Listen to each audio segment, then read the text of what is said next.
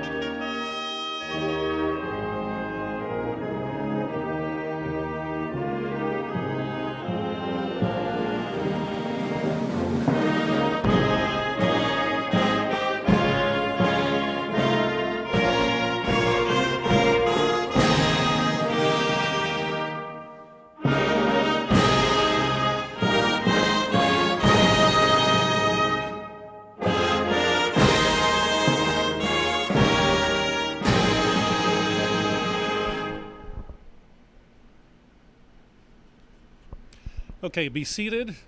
Get your pens and pencils out. Here are your scratches for today's 8-race card. In race number 1, scratch out Cowgirl Frankie. Race number 2, scratch out number 1, Air Jerry. In race number 3, be minded that number 2, Be Lucky Again, is now a gelding.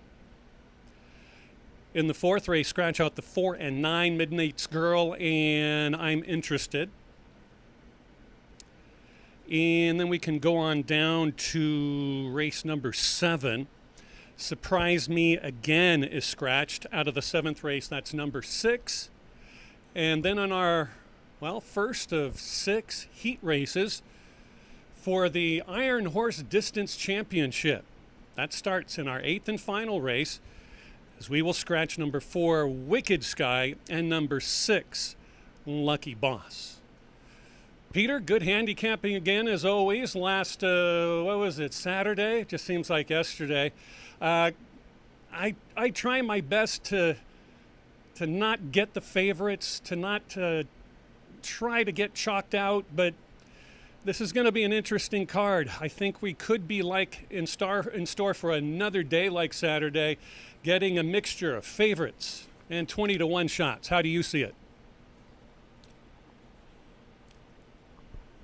Well, first of all, my friend, I want to let you know you have an Ed Harris vibe going. So when you are making fun of yourself, don't worry about it. Ed Harris, one of the most prolific actors in the business, and I respect that man, and I respect you.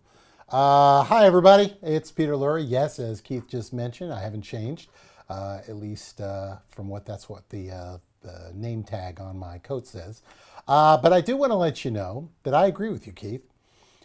We've had some good times, but also, there have been some times where it's kind of rough to pick horses.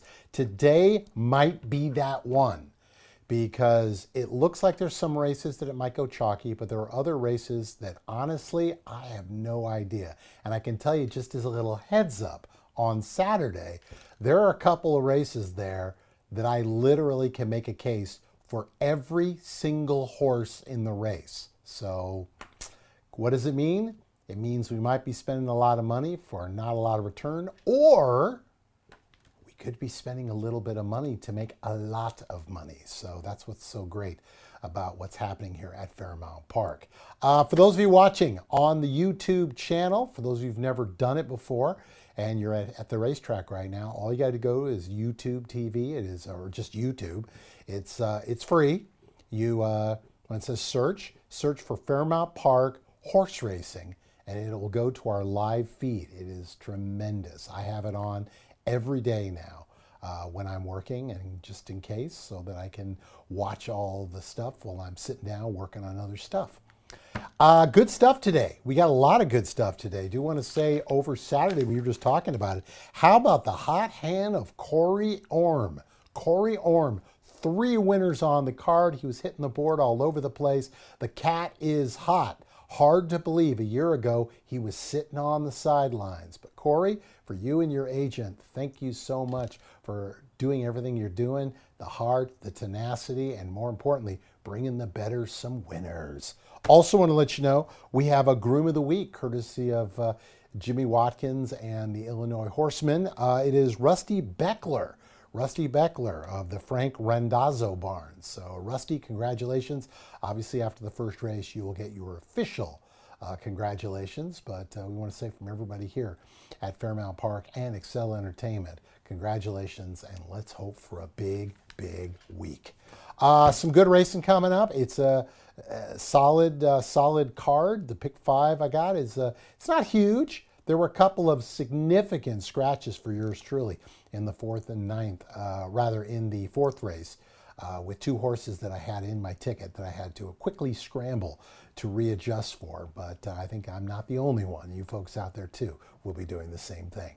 Anywho, we got 24 minutes to post. I'll be back in roughly about 9 minutes. But on behalf of everyone here at Fairmount Park, on behalf of Keith Nelson, on behalf of yours truly, and everyone at Excel Entertainment, we'd like to welcome you to Fairmount Park. Couple of overweights for you as well in the 3rd race. Number 7, Ricochet Rick, 1 pound over. Again, the 2 is a first-time reported gelding. Be lucky again. That's race number 3. Jockey change in the 4th race. On number 5, Just at Midnight, make the rider Javier Tavares.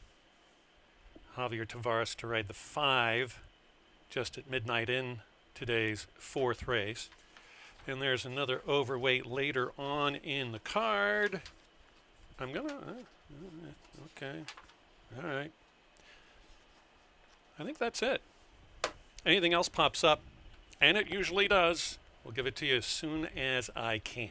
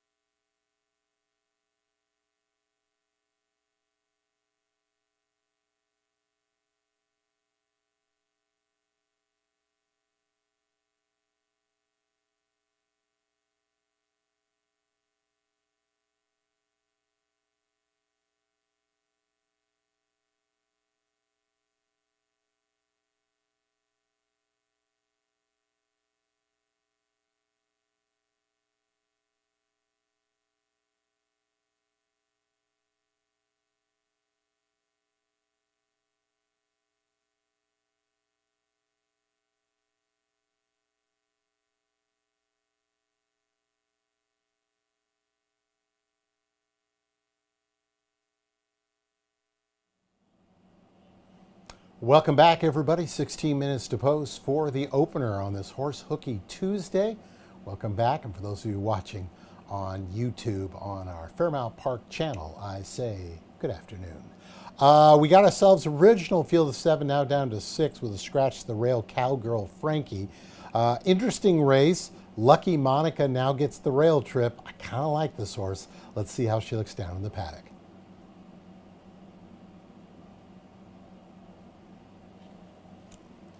Not what I was hoping for as far as that rail trip now, but this horse has got plenty of speed, so that's what we're looking at. The only problem is the horse right to the outside, Hanabi, also has speed, so it'll be interesting to see what happens. I think Lucky Monica is the fastest in the group. This is a 4-year-old daughter of Breaking Lucky, who the grandsire is looking at Lucky, who was a Triple Crown participant and a winner of that year's Indiana Derby when it was still at Hoosier Park on the 7/8.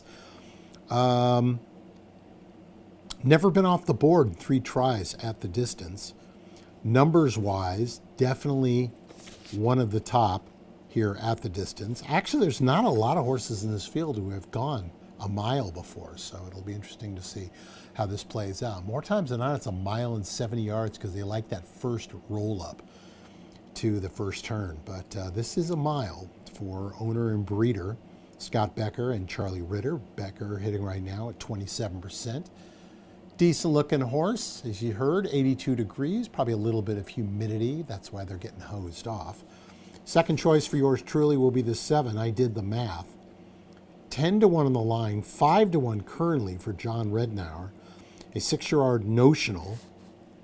His grandsire of the dam is English Channel. So you tend to say, ooh, this horse is probably a turfer. Well, they've tried it twice, and neither times the horse hit the board. So I guess that experiment went over. The last one was back in August of last year, and it was a 22-length defeat over at Hawthorne. This is a horse who's probably going to hope for a little pace hookup. There's at least 3 horses in the race who could be vying for that early lead, so they in fact might get what they want. I didn't think the 10 to 1 was going to happen, so 5 to 1 makes a lot more sense. There will be people who say, well, there was a scratch to Cowgirl. Cowgirl Frankie was 20 to 1, and I could not make a case for this horse, so I don't think it affects whatsoever. Let's talk about the 4-horse, Nella. Eddie Essenprice, the conditioner. This horse came off the pace last time out for a 2nd place finish, but they really didn't make up any yardage. The winner won by 9.5 lengths. So although they were 2nd, it was kind of like, well, they also could have been 6th. 5 to 2 on the line. 5 to 2 currently. This is another one that's got speed. Draws the outside of the original 2, so chances are if they want to roll, they will roll. And hopefully either make the lead or draw on the flank of whoever does. Rounding out the top 4 for yours truly, the 6-horse Try. John Wainwright, looking for his 5th winner at the meet. 4-year-old daughter of Temple City, whose grandsire was Dynaformer. E. Dubai, the sire of the dam, Princess Di. This is an Illini bred, was bred by the doctor, Terry Morgan. Sharon Morgan is the owner. How about that? Never been on mile before. This horse has been sprinting. 16 lifetime races, 12 on the fast, never gone this distance before. And I can tell you, going back to April of last year, this horse has been going 5.5 and 6 furlongs. So, should be close up, I would think. Likes to get a lot of checks. As I mentioned before, 1 win from 16 tries, 5 seconds, 4 thirds. They're approaching $57,000 in earnings. So, can they win? I think they're going to try. With a nice little turn of phrase, but you know, if you got extra money, you want to spread, that would be a good idea. I only went with 3 of them. I'm going to use the 2 Lucky Monica, the 4 Nella, and the 7. I did the math. However, I'm going to put, like at most people, Lucky Monica on top here for the opener. Horses getting ready to come out on the track. Good luck.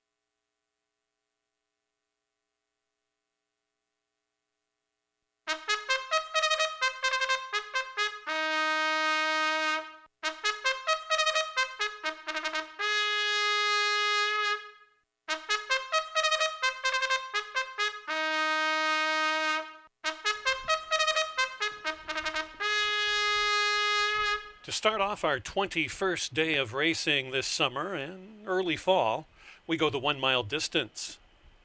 Illinois bred or foaled fillies and mares that have never won 2 races in for the $20,000 allowance optional claiming ranks. Scratch out the 1 Cowgirl Frankie. Wagering menu, early daily double, early pick 3. You have exacta, trifecta, superfecta. Win, play, show. The 50-cent pick 5 gets underway in 8 minutes. Track is fast.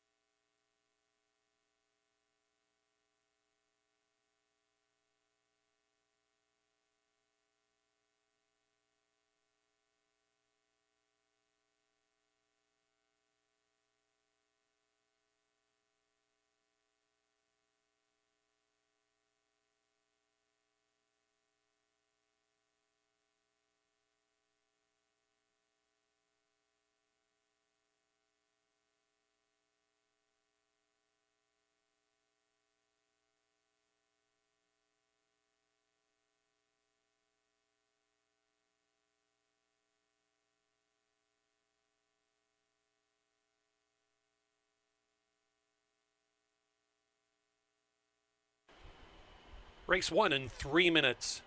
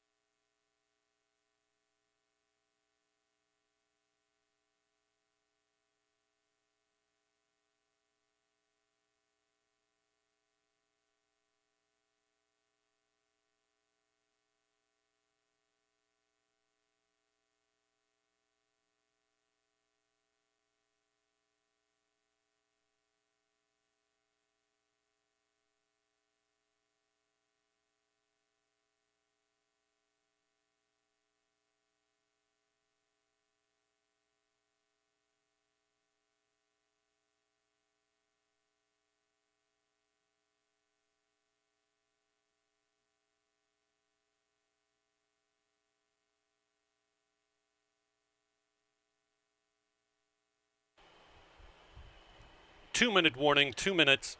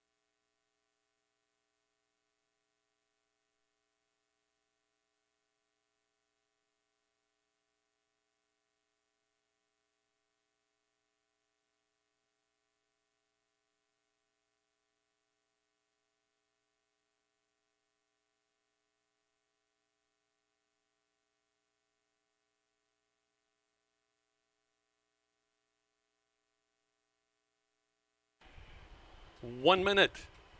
They're approaching the starting gate.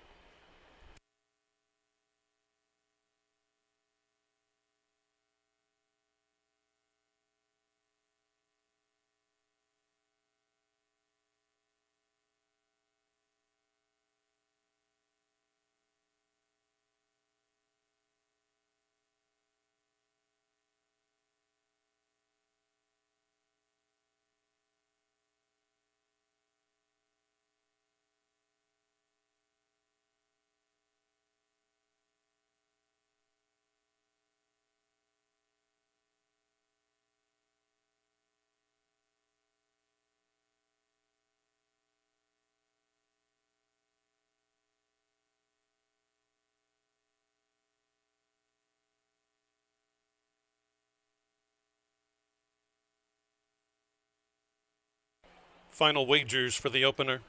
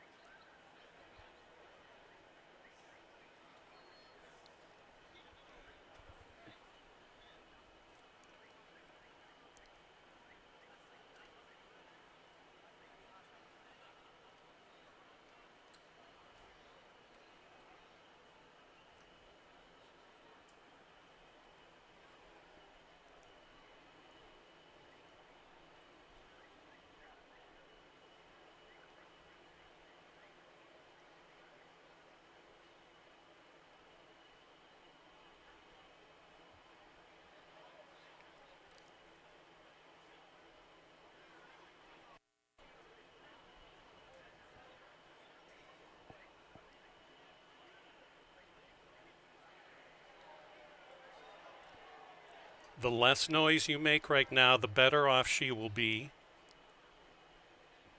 She loves to look at the people. Been gate schooled many, many times. Lucky Monica.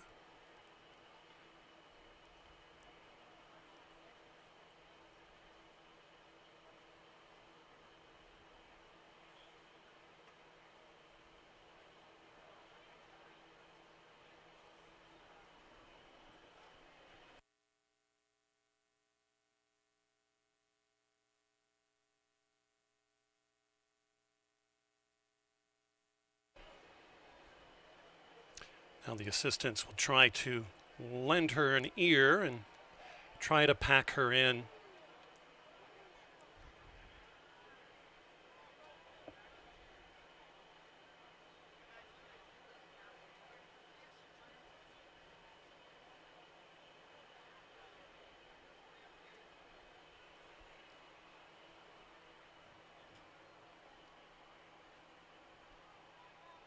And if you're thinking of changing a win bet or anything involving the two.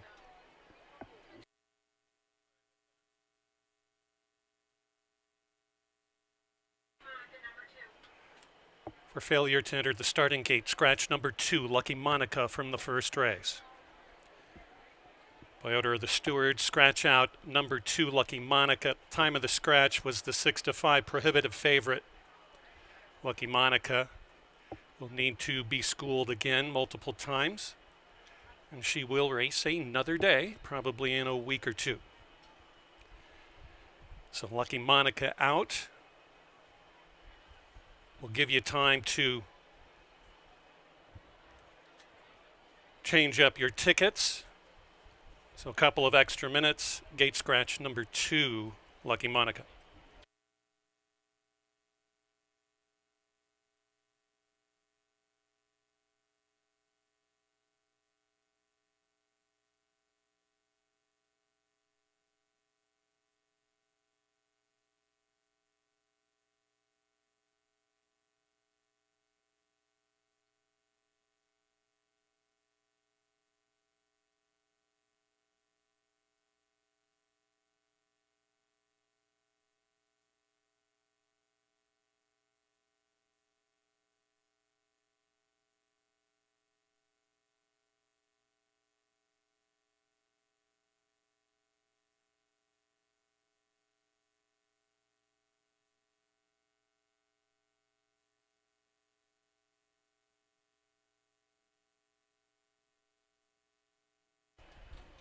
I'd like to welcome our groups out today. Big group from CarStar. It's their employee horse hooky day.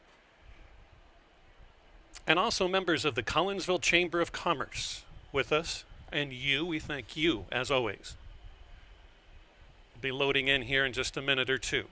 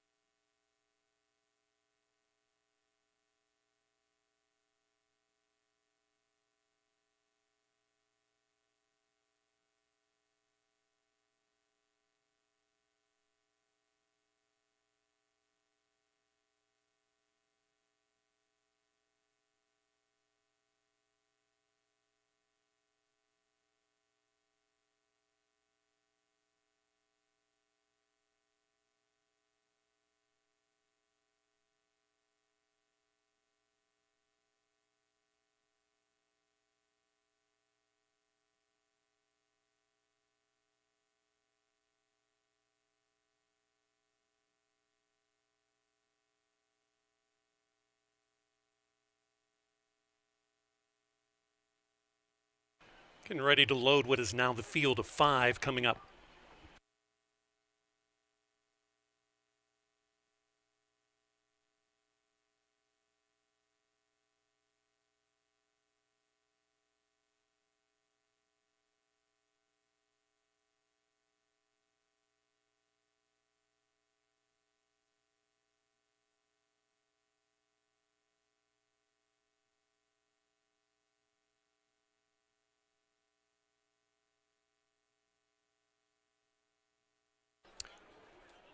First of 3 two-turn races this Tuesday.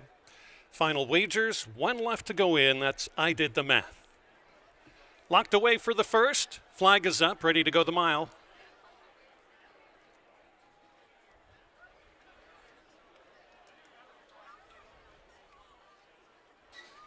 And they're off. Dwelling in the starting gate was number 4, Nella.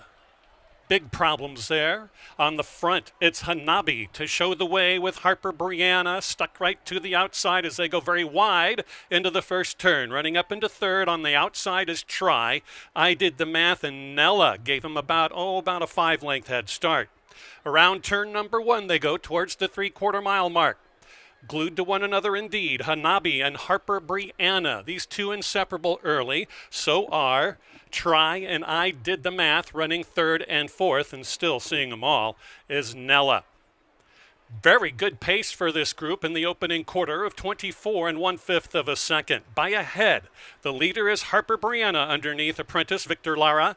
Out there just by about a nose now. On the inside fighting up is Hanabi, recaptures the front. Try is under a drive on the top side of I Did the Math, who's well conserved. And here comes Nella, after a horrible start, is rolling by runners around the far turn. Half mile in 48 seconds flat. No brakes for Hanabi. Hanabi on the board at 2.5 to 1, now 3.5 to 1. Hanabi's giving way. Here comes Nella. Who needs to start? Nella is out there running about 4 wide into the straightaway in the opener. Nella is still not on the lead. It's Try who is doing just that. Head and head with Nella. It's Try on the tote board side. Nella, nearest the grandstand, has forged to the front. Nella wins it from far, far back. A length and a half in the end. Try was second, then it was Hanabi.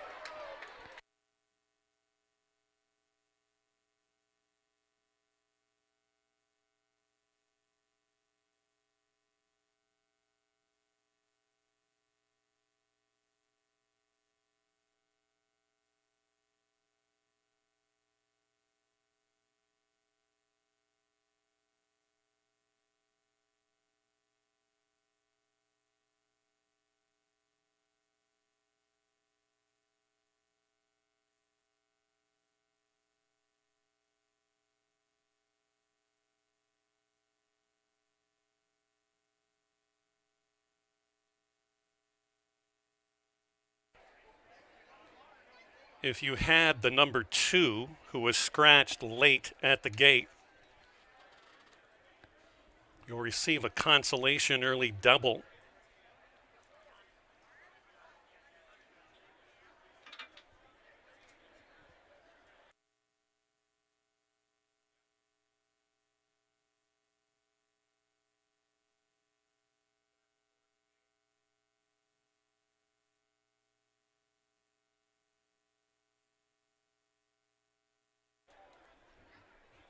Looks like the stewards are just looking at the start and the actions of the 4 in the starting gate.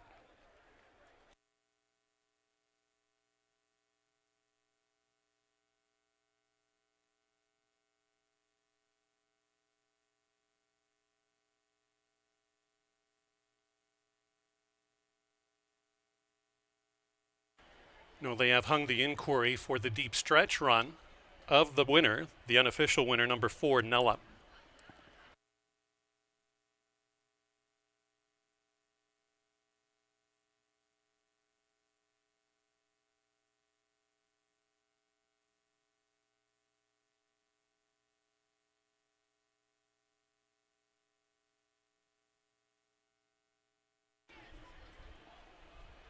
And race 1 will be official, 4, 6, 3, and 7.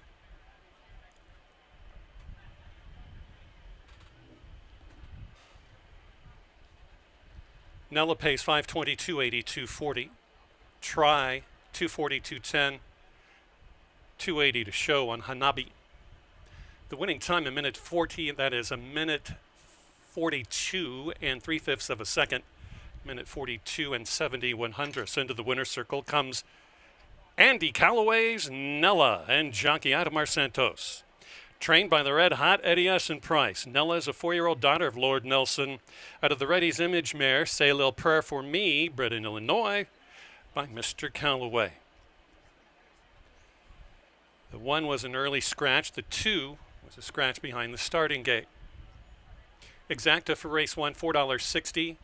Trifecta, 50 cents, $6.50. 10-cent superfecta, $1.58.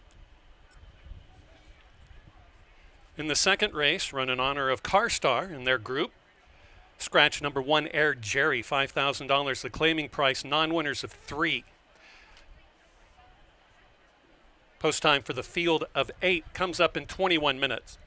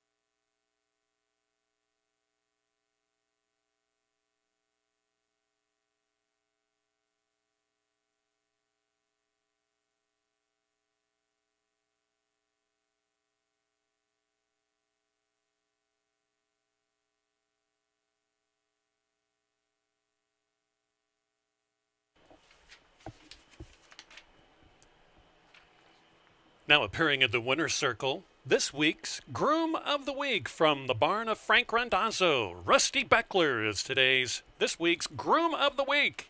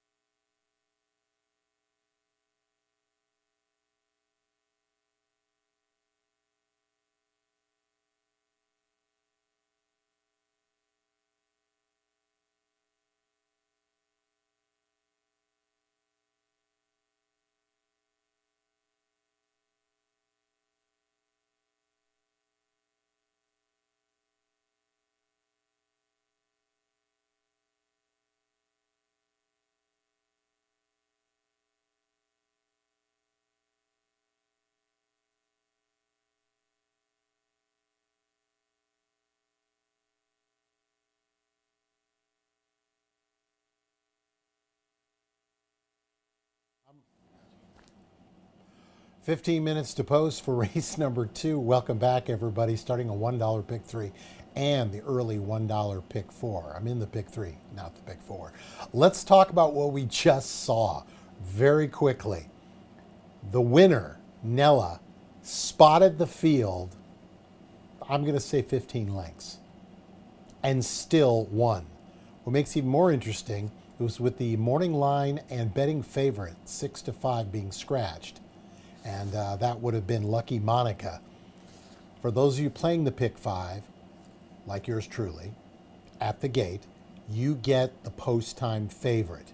Now, because of the monetary, Nella went off as the actual post time favorite. So, in the case of someone like myself, if you played already playing the 4, and now you have the post time 4, easiest way to calculate it is now instead of a 50-cent pick 5, you've got a $1 pick 5 going into race number 2. But congratulations out to Eddie S. and Price. That was, when you're hot, as Keith Nelson liked to say.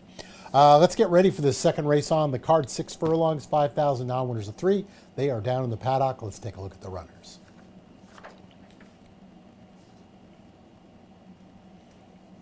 Looking at the field, got to go for yours truly with the 8 horse. And that is Gilbrand.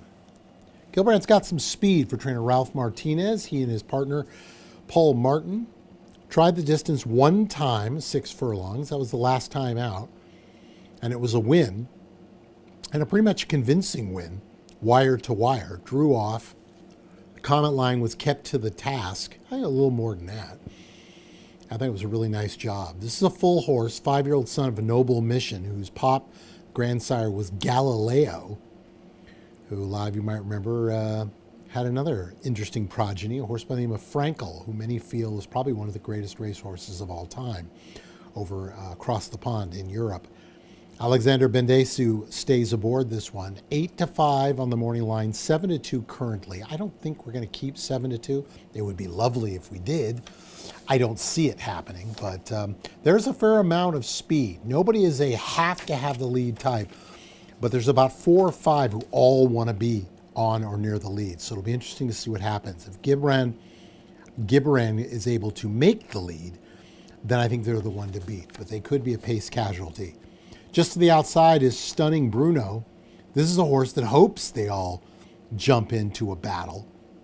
Well defeated last time out against the non-winners of 3 category last time out. Dropped back, never got involved in the race. As the betting favorite, by the way. I think this horse has got a chance to rebound. Mark Anderson, a former jockey, now a trainer, owns most of his horses. Has this 4-year-old son of World of Trouble, who does have 1 win from 9 lifetime starts at the distance, 2/3. As far as the Brisnet Speed Index numbers, if you believe in them, and I do, this horse is one of the tops in the group, but it is a very evenly grouped out field. Horse looks okay, kind of going back and forth. I think the groom's doing his best just to say, look, let's keep this horse moving. That's probably the best idea. 6 horse is After My Brother for Gene Sandrowski. Good second, runner-up finish. The winner freaked by 5 back on June 2nd, but they were well clear of the 3rd horse in a field of 9. Javier Tavares gets the call. 7-year-old gelded son of Fast Anna, whose pop was Medalla d'Oro. Medalla d'Oro could run anything from like 6 furlongs through 1.25 miles. So basically the breeding says this horse can do whatever it wants. It's had plenty of time at the 6 furlongs, 23 starts, 2 winners, 3 seconds, and 5/3. So it's definitely a horse, if you're looking for an exotic play, you might want to use. Rounding out the top 4 for yours truly, the 3 Rumbling, owner-trainer Max Quinones. Last couple of races over at Hawthorne were going 2 turns, and they won. But now they're going back to the sprint. They do have a win, but this horse has been, for the most part, racing at Hawthorne. This is not a horse you've been seeing too much anywhere else. And this will be the Fairmount Park debut for the son of Get Stormy. Kodiak Cowboy is the sire of the dam, Little Rum Tum. Breeding-wise, 6 furlongs is probably what this horse should be doing. They've had some success. They've also been beat severely on a couple of them. So it's one of those type of situations. So I'm using 2 here in this second leg of our pick 5 here. The 8 and the 9 Gibran and Stunning Bruno.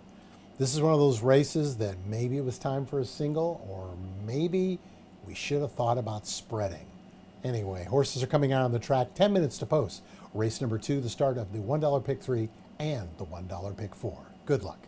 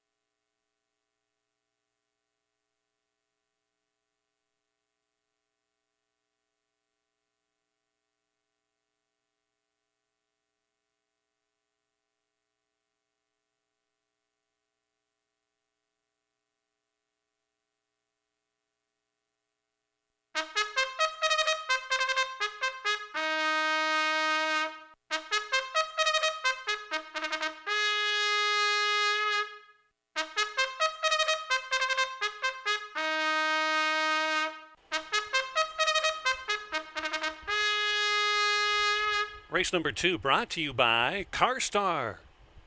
$5,000 claimers that have not won 3 races. Scratch number 1, Air Jerry.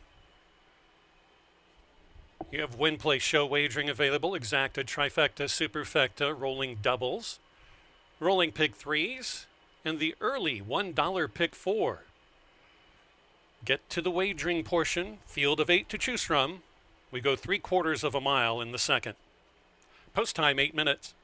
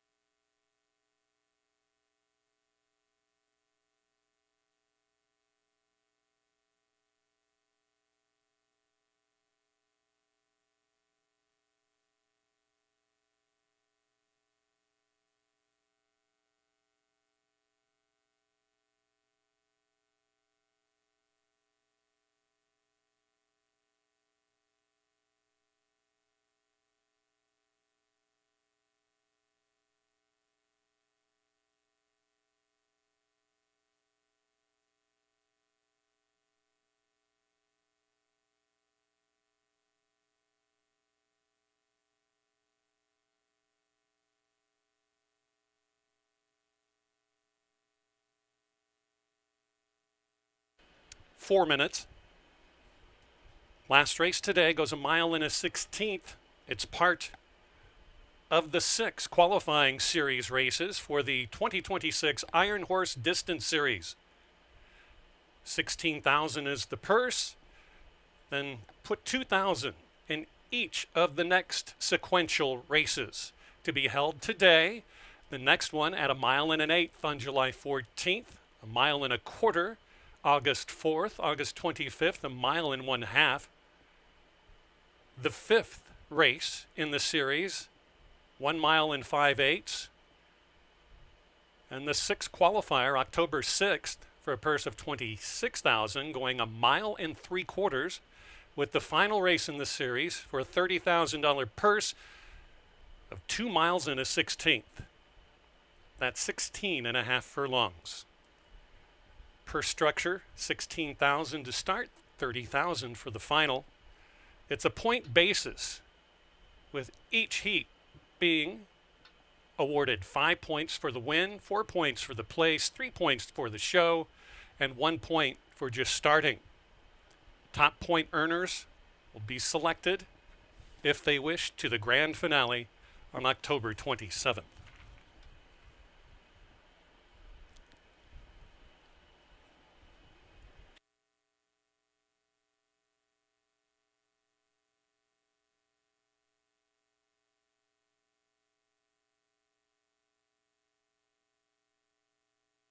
Two minutes until the second.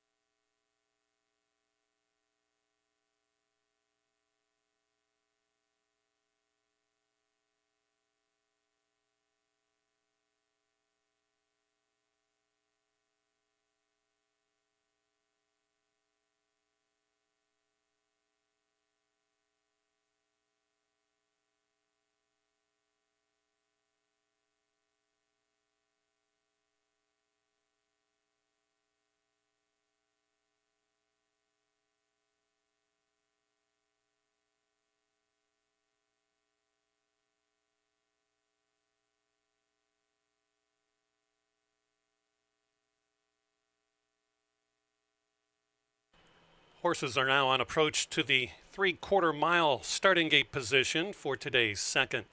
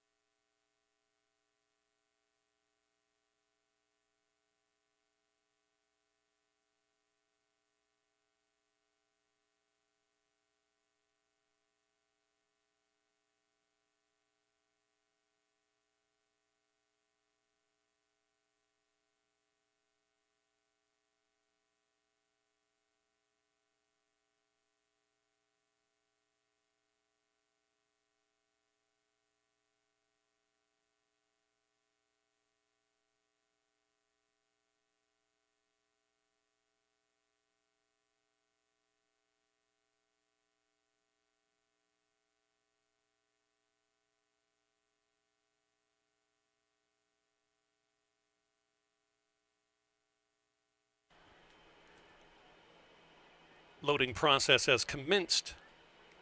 Quality Storm first in. There goes After My Brother.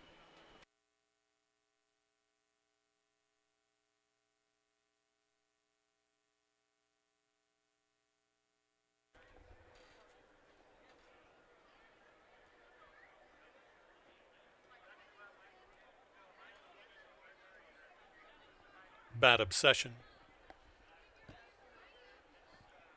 Heartbreak Game. Gibran. Waiting on Two-Step Jake and Stunning Bruno. They're in the gate. Flag is up.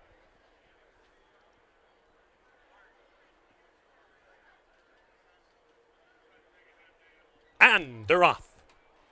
Really good beginning on the outside for Stunning Bruno, won the jump. There come the rest. Heartbreak Game is up amongst. Gibran now takes over second, has the eye on the front end. Bad Obsession going to be third. Fourth is After My Brother. Fifth along the inside is Quality Storm.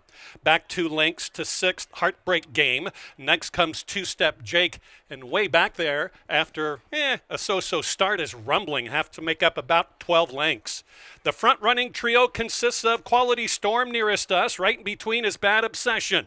On the outside is Gibran with good pace, going for back-to-back wins.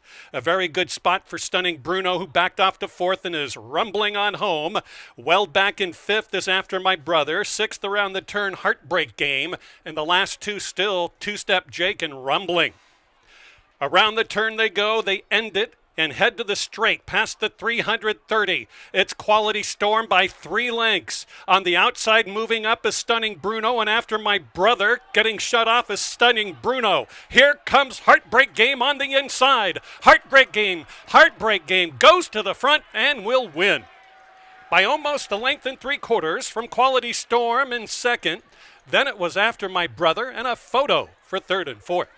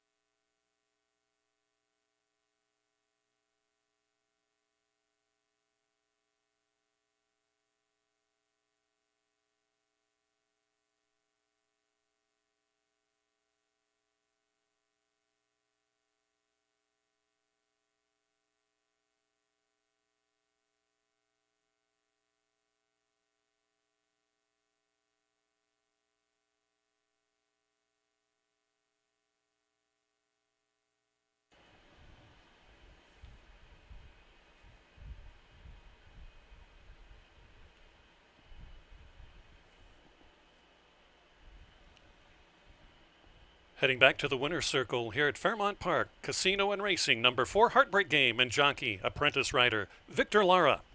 4-1 off odds for this Harry Lynch runner, trained by Mr. Lynch, owned by Mr. Lynch. 4-year-old chestnut gelded son of game winner out of the Giants Causeway mare, Surprise Guest. Bred in New York by 3C Stables, LLC. Race number 2 sponsored by our friends at CarStar, having some fun. And Horse Hooky Tuesday, we'll see some of them back for race number 4.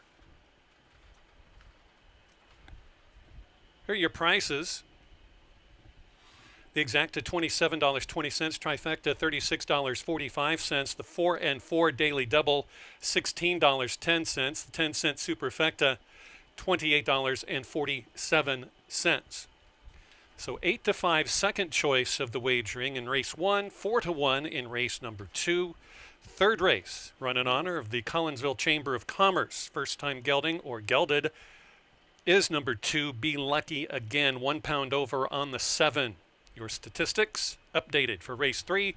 It goes off in 20 minutes.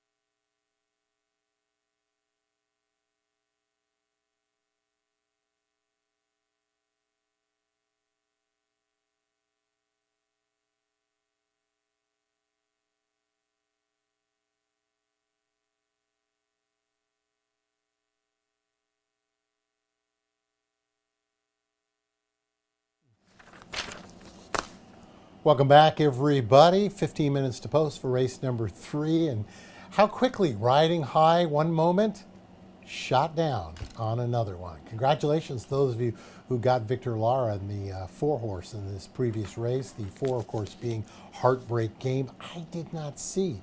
But for those of you who did, it's going to be a very interesting, I would have to think, pick 5 and pick 4, kicking things off. We've got a third race now. Maiden claiming 15,000, kicking things off 3-year-olds and upward at the distance of 6 furlongs, another $1 pick 3. In effect, let's take a look at the runners.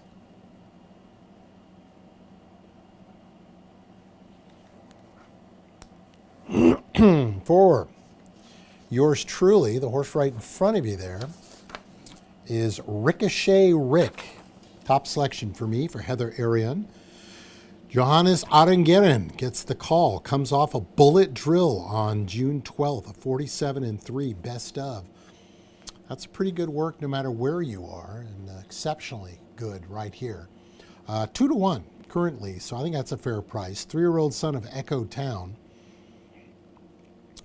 I think it's basically a horse that spent a lot of time in Oklahoma, went to Sam Houston, went to Oaklawn Park, had no success, then showed up on April 25th here at Fairmount Park, and it looked like the lights went on. Decent second, showed a lot of fight all the way around going 5 furlongs. Stretched out to 5.5. It wasn't good, it wasn't bad, just it was one-paced as far as I was concerned. The horse has had 2 tries the distance of 6 furlongs and has yet to hit the board. The numbers don't scream that this is what this horse wants to do. I'm just basing it on what we saw on June 12th. I think this horse might have woken up a little bit and is getting the steady hands of Miss Arengeren. So I think that's one that we really do have to take a look at. Move our attention over to the 4-horse, Supremist. Now you want some interesting numbers right now. Supremist 8-5 on the morning line. The other Heather Arion, 10-1 currently. Somebody put a lot of money on the 7 to make that happen. That's rather interesting. This is another one. They worked in company on June 12th, 47-3. So both put in a good work. This is an interesting horse because on April 14th, while in the Brittany Vandenberg group, was well meant by the public in the debut over at Horseshoe, showed speed for the first 2 calls, and then just completely backed out of it. Now, they're dropping in class. If they were changing distance, to me, this is a $1 million move, and you've got to take a shot. It's kind of on the cusp. Is this a horse you want to use in your exotics? I believe absolutely. But doesn't quite fit the criteria for the $1 million move. At least that's my feeling. For those of you unfamiliar with it, it was a longtime handicapper by the name of John Saunders, wrote a bunch of books on the subject of handicapping. This and my father came up with this, and it was basically a horse who showed speed for the first 2 calls and then completely drops out of it. Now, what makes it a move is if they're dropping in class and then switching distances. A lot of times, you don't see as many of them these days because there's things like the Radisson sheets, time form, all these type of things. But back in the 60s, 70s, even the 80s and 90s, you could really pick up a good price on these. But I'm a little shocked, 8-1. I have a feeling those odds are going to come down dramatically. The 2-horse is Be Lucky Again. This is a first-timer for Scotty Becker. Worked a 48 on that June 16th. I'm starting to wonder if maybe that morning, if the morning track was playing particularly fast, because we got a lot of bullets. 4 furlongs that particular day. Becker, 27%. He hits it at 8% with his first-time starters. I think he's one of those type of trainers, always felt this way, that his mindset is, you know what, let's train him into the race. If they can win, great. If not, let's learn something. And some of the great Hall of Fame jockeys and trainers have that same opinion. So, Scotty, I'm with you on that one. If you got the extra cash, that pick 3, definitely an include, but I couldn't put this one in the top 2 spots. Rounding out the group is the 8, Avery's Day for Harry Lynch. Lynch looking for another winner on the card. This is a 5-year-old, Sing Baby Sing. Was a decent third last time out, although, as I've said before, many horses. Came across a little one-paced as the second choice. Has shown some ability.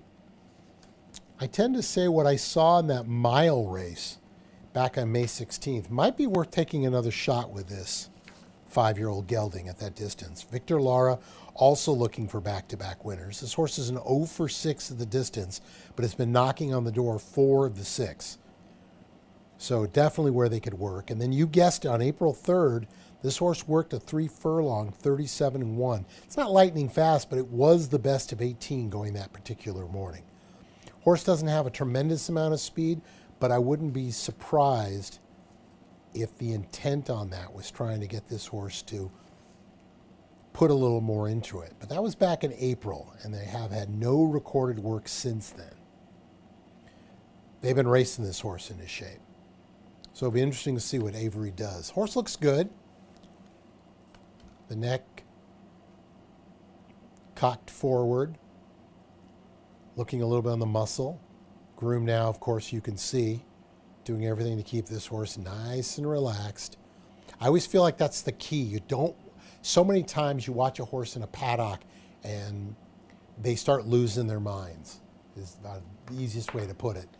And then they start, like we saw at the starting gate in the first race, they start losing their minds, and then basically they've lost all chance before the race even starts. So good job there by the groom.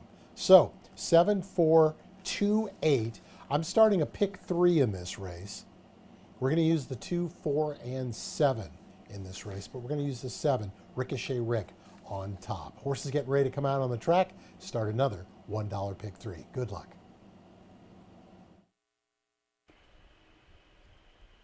The stewards just phoned me up top. The 5 American Blend will be running with blinkers. 5 American Blend will run with blinkers. In our second race, we had 2 horses claimed out of it for $5,000 each. Number 5 in race number 2, Two-Step Jake, was claimed by new owner and trainer Jessica Jelinski. And the 8, Gibran, the new owner and trainer will be Wesley Cook.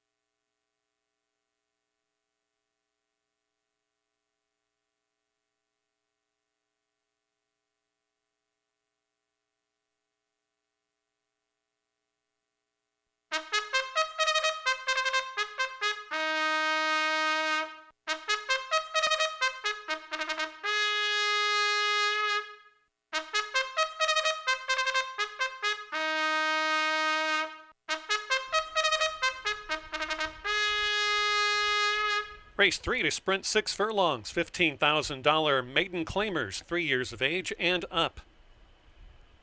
Field of 8 betting interests. Wagering menu, win, play, show, exacta, trifecta, superfecta, rolling pick 3s, rolling doubles. Post time for the third race in 7 minutes.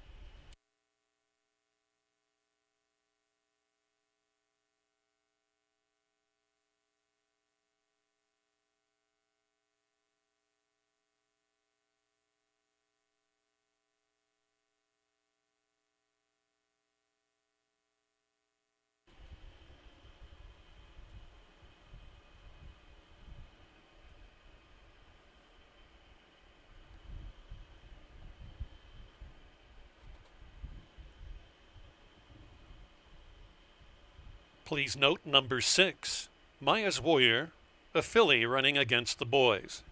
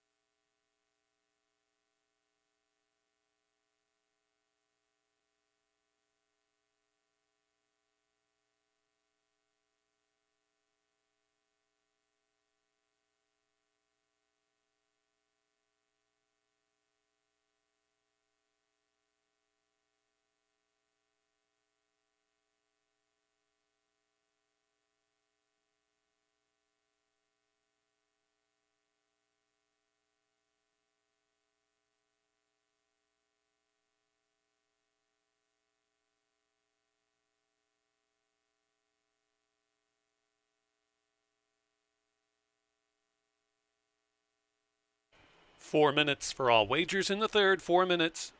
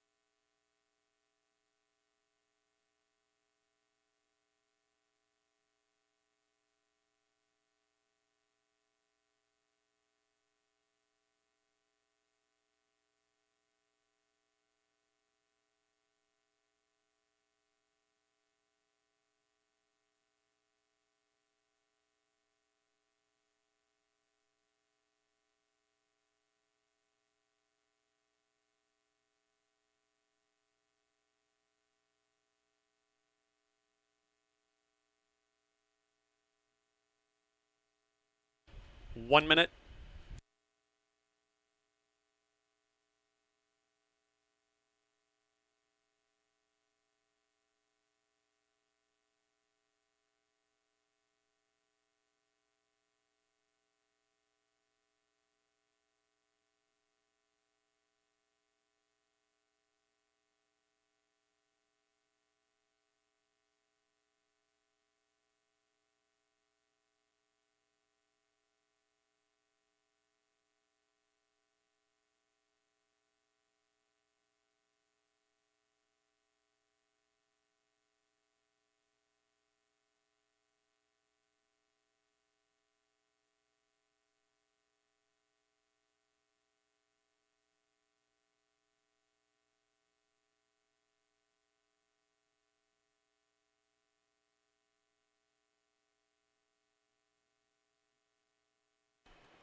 Field is approaching the starting gate.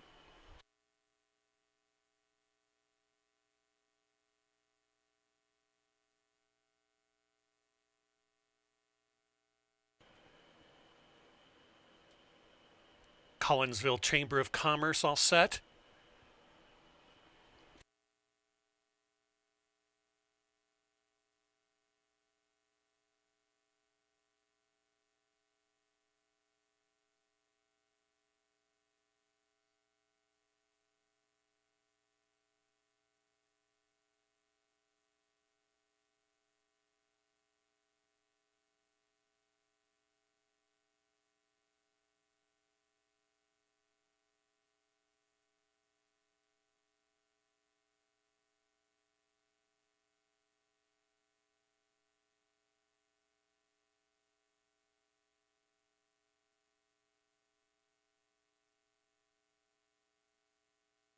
Field of 8 loading in line.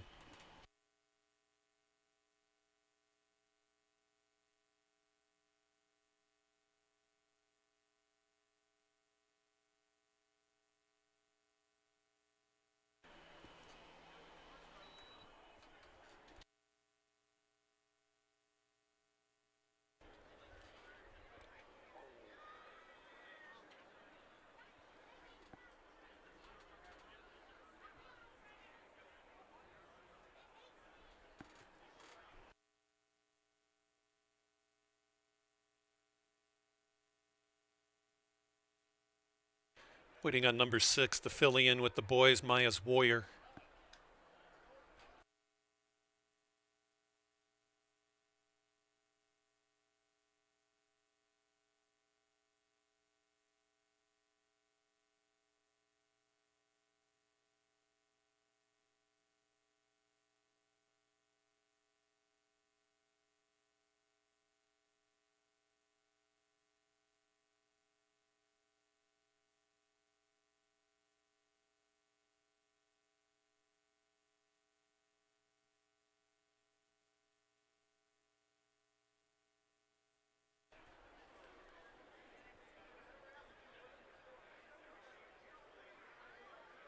We'll see if they can get her in line, and there she goes.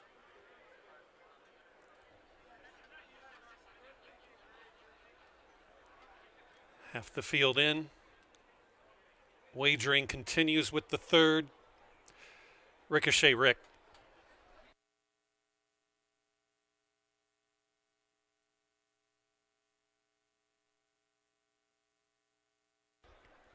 Supremist. Last in, Avery's Day. All set. And they're off in the Collinsville Chamber of Commerce Maiden. Out very well in the center goes Maya's Warrior. Here comes a good beginning for Supremist, who takes over in the purple. Supremist, Maya's Warrior, 1-2. Next comes Tough Heart at lofty odds, who's gaining ground along the rail. Flanked on the outside is American Blend in fourth. Back in fifth and sixth, Ricochet Rick and Avery's Day. Also included towards the inside in the white cap is Be Lucky Again. And last is Unconnected. Around the turn they go here. An isolated leader. Supremist out by 4.5 lengths. Under the chug is Maya's Warrior. Tough Heart is gaining ever so slightly.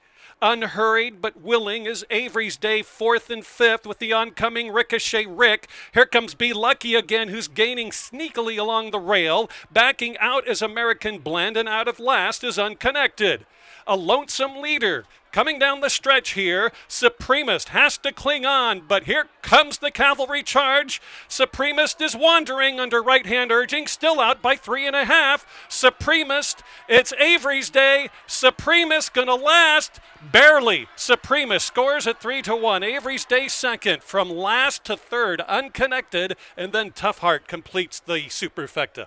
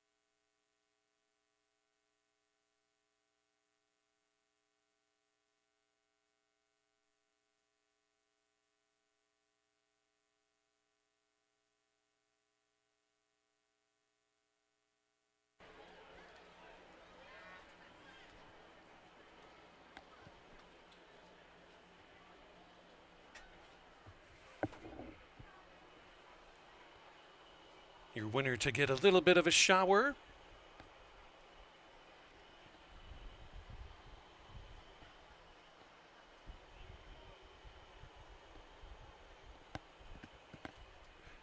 stepping forward into the winner's circle, brought to us by the Chamber of Commerce here in Collinsville. That's number 4, Supremist in jockey Rennie Rarietta, owned by Randy Fendigan and James Waldens. Trained by Heather Iron. Supremist, a 3-year-old colt by Maximus Mischief, out of the Union Rags mare Sweet Sugar, bred in Kentucky by H. Ellen Poindexter. All 8 ran in the Collinsville Chamber Maiden. Supremist 780 was bet down to 5-2. 560 to place, 440 to show. Avery's Day 660, 380. Unconnected $8 to show.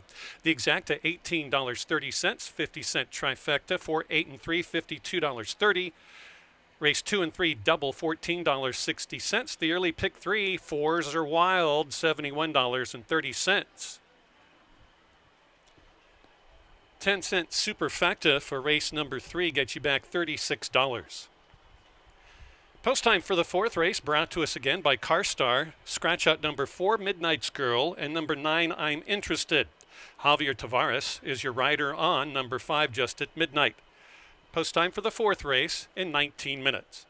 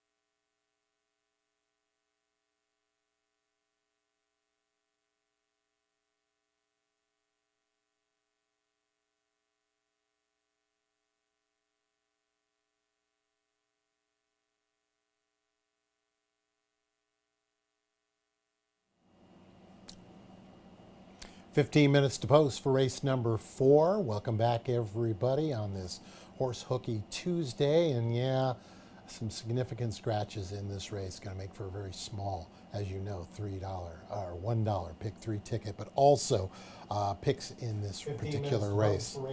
As we're looking back on this one, let's take a look at the horses down in the paddock. Tuesday, and yeah, some significant scratches in this race. Going to make for a very small, as you know. Looking at the field, it's one of those situations where I'm just not sure now with the scratches what you're actually going to be dealing with. So I like the 3 on top. That doesn't change as we're considering Lily's Woofy for Ralph Martinez. This is another one. Showed some speed coming off racing in the Ted Randazzo barn. They claimed this horse for $4,000 and moved up to the $10,000 mark. I think that Ralph just kind of said, you know what, let's take a shot. This was the race that was available. It was an open 10, so that was a very tough group to go on. Now he comes back down. The horse has not worked since the June 6th race. I didn't expect him to. Johannes Aurangaren gets the call. This horse has got some speed, but it's not a have to have the lead type. In fact, this is another one of these races, as Keith was pointing out earlier, there is 4, maybe 5 horses that are going to want the lead going 5.5 furlongs. What does that do?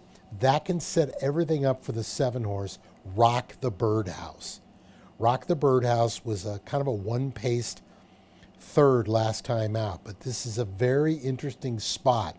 A 9-year-old daughter of Birdstone, whose, of course, grandsire was Grindstone, 0 for 13 at the distance, but is 2 seconds and 4 thirds. I think this is a horse who's made close to $120,000 in earnings that could definitely benefit if there's any kind of a pace hookup. And I have a feeling there is going to be. The situation itself is just, it's a tough one to get through. You're just not sure how it's going to play itself out. And a lot of the horses here could be at any moment throwing up some love, getting some roll. Most of the horses here haven't shown a lot of current form. So as much as I wanted to add a couple of horses into this leg of the pick 3, I did not. It's just going to be a single, and we're going to hope for the best on this one. So as you mentioned before, we got the 3 and the 7. Lily's Woofy, who is currently 4 to 5. That's a very low price for this horse, but considering the major scratches in the race, it might be that free bingo square that we need. Good luck.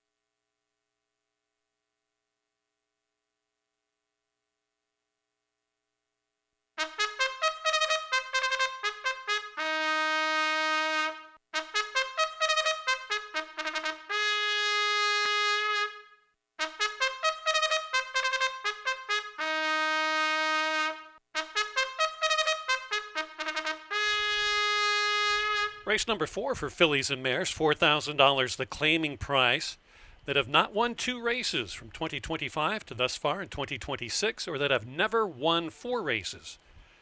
Scratch number 4, Midnight's Girl, and number 9, I'm Interested, Javier Tavares, to ride number 5. Race 4 brought to us by CarStar.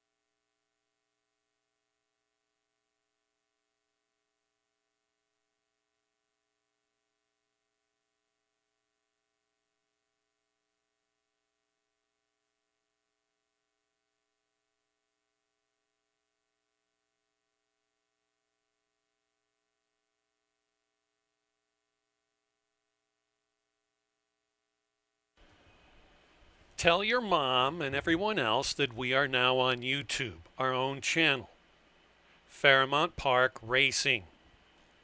Look it up, then hit the live. Then you'll see 2 guys just hanging out. Yeah. So, go to it. You can even, if you miss it, you can go back and watch it if you couldn't watch it at work. Wagering menu for the 4th race. You have another rolling pick 3, another rolling double, superfecta, trifecta, exacta, win, play, show, 6 minutes away.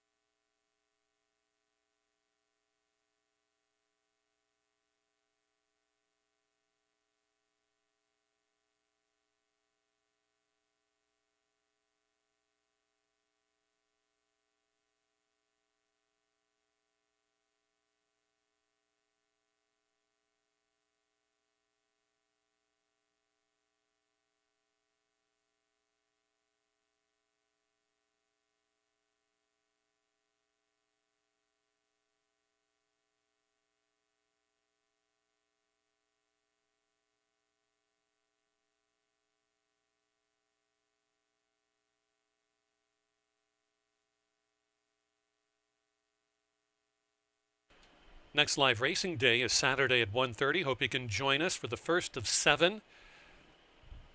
Good field sizes, over 8 again per race. Coming up, race number 4 at 5 1/2 furlongs for the fillies and mares. Get those wagers in. You have 4 minutes.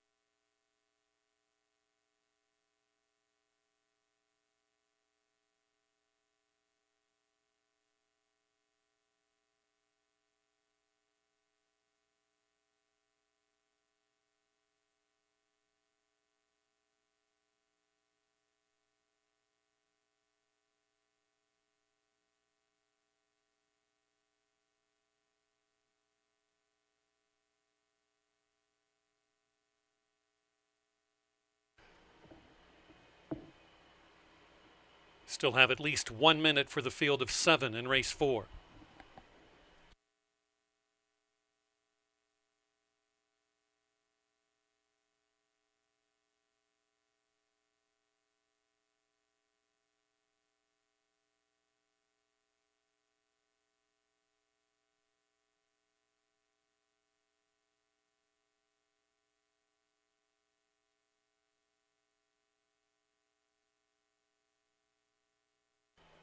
They're headed towards the starting gate.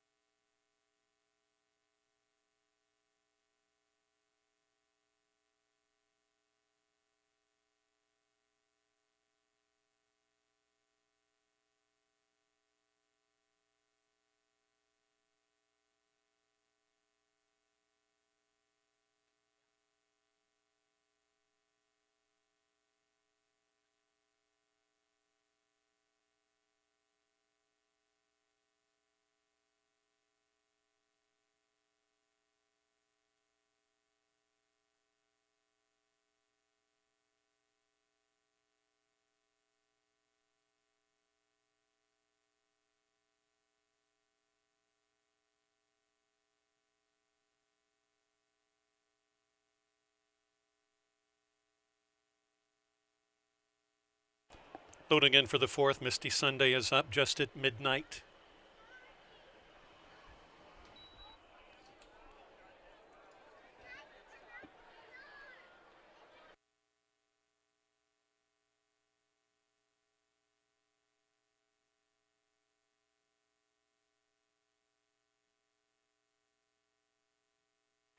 Lily's Woofy, Rock the Birdhouse, and Betty Secret. And the 1 is acting up.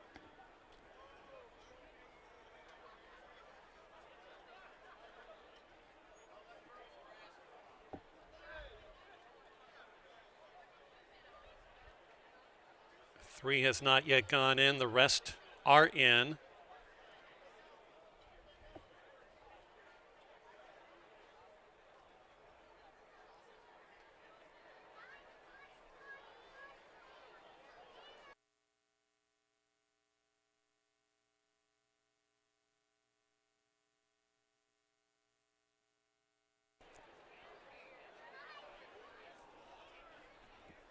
Front of the gate open for the 3.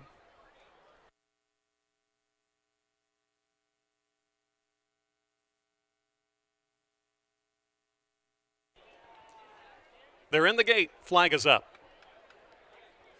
And they're off. Good start on the outside for Freedom Attack, who got part of the jump away from your favorite or next to favorite, Lily's Woofy. Inside, Misty Sunday with pace. Also up prominent is Primity, running in 3rd. 4th, 5th, and 6th in a firing line behind the 3 leaders just at midnight. Flanked on the outside by Betty Secret, and then well in hand, nowhere to go for Freedom Attack, and last around the turn is late running Rock the Birdhouse, who starts to rev up.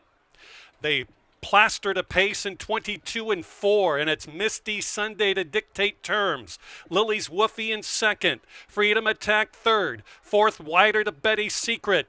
Inside committed is Primity. Continuing an extended run on a looping move is Rock the Birdhouse. And out of last comes just at midnight. So 2 packs down the stretch run. It's Lily's Woofy trying to maintain the front end. Freedom Attack now dives to the inside. It's Lily's Woofy. Lily's Woofy off odds 3-5. Gonna win by 2 3/4 from Freedom Attack, a good second. Primity was 3rd, and then Rock the Birdhouse.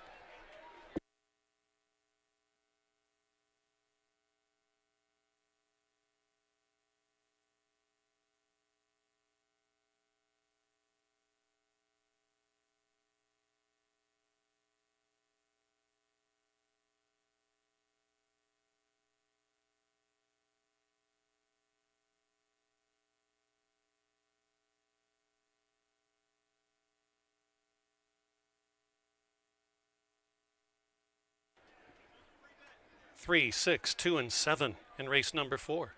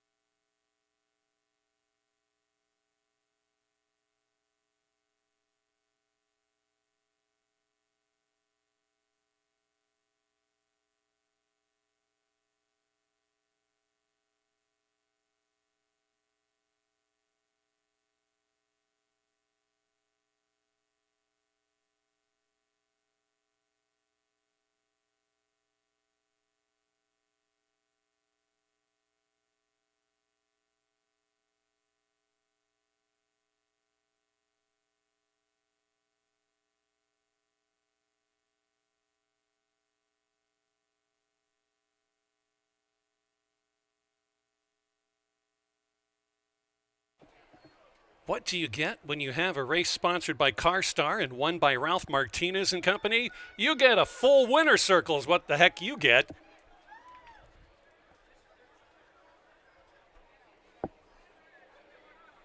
Into the winner's circle steps the 3 Lily's Woofy and apprentice jockey.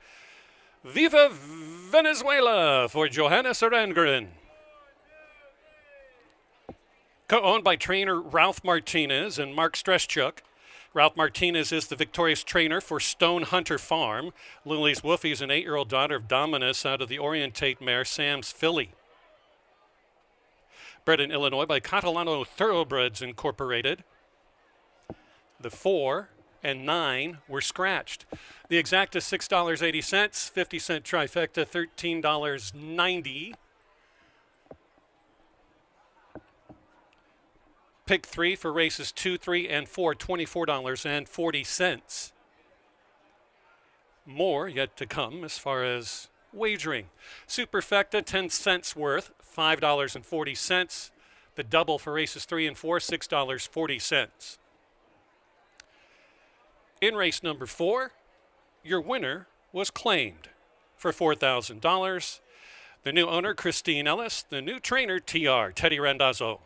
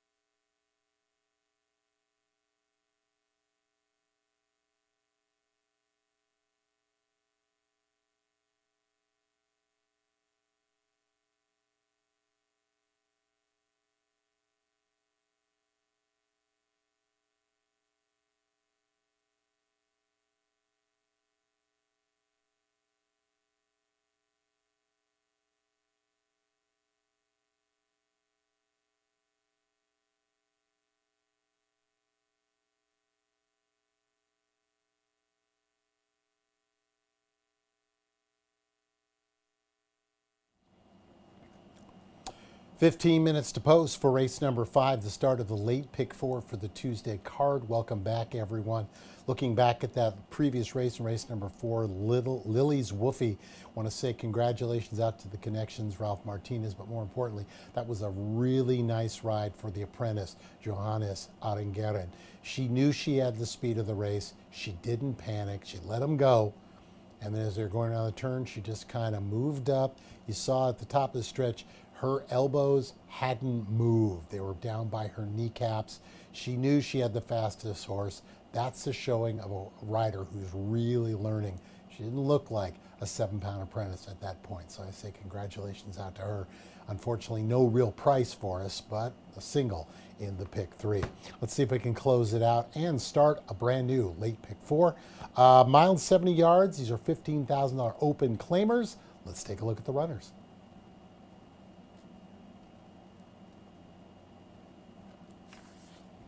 Horse coming into the ring is top selection for yours truly, and I think for a lot of people, Camp Daddy for Tammy Hornsby. Her business is really picking up. She had a nice winner on Saturday.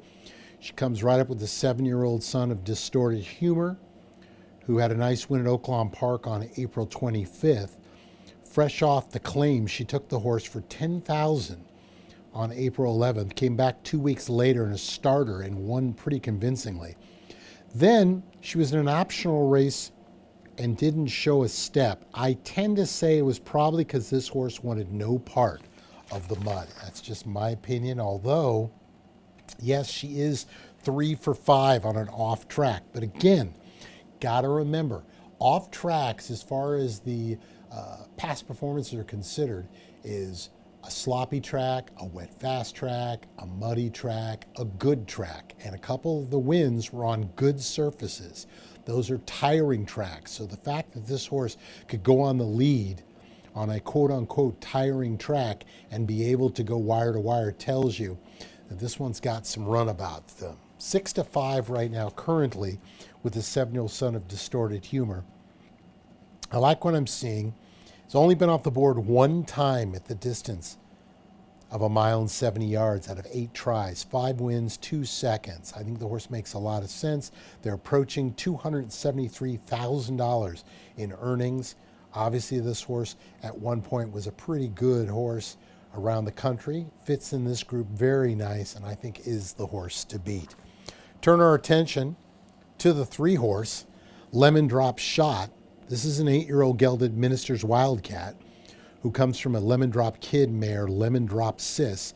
Another one who likes the distance, 3 for 8 in the winner's circle at a mile and 70 yards with 2 seconds, possesses co-best Brisnet speed numbers. So for those of you who are kind of wondering if this horse speed-wise ranks up, I would say yes. Now, the last time this horse put in a win, because those races were not good, down at Oakland Park in that one stint over at Will Rogers. Yeah, they were probably going against a little bit tougher than they're facing today, but this horse came out of a 10,000 now winners of 1 in a year and didn't run a step. However, Javier Taveras has been aboard this horse 3 times since August of last year. Javier Taveras has won twice and a third. Twice at Fairmount. The third was over at Hawthorne. So I think the horse does make a lot of sense. It's going to need some help up front. I think there's plenty of speed in the race from the 1, 5, and 6, maybe even the 7. So it sets up well for this horse. I would tend to say is definitely a must-use in the late pick 4. Also, calling our attention to the 2-horse, Rosette, right in front of us there. Looks good, on the toes, ears going forward, so the mind is on the business right now.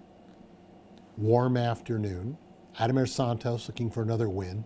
Back-to-back in May, bullet drills, and then showed absolutely nothing on that May 30th race. Now that was an open 25. The difference between open 15 and open 25, monetarily a lot, but probably not as much because, again, it's what I call a condition book play. Would they like to have gone for the 25 again? Probably. Jimmy Watkins, very smart, very shrewd trainer. but it showed up for 15. And I'm sure he went to his owners and said, look, we can either wait for 3 weeks, you can drop the horse, or we can take a shot in this open condition. And I think that's probably how it went. Going to definitely need to turn things around. Hence why I didn't put this horse as a top selection.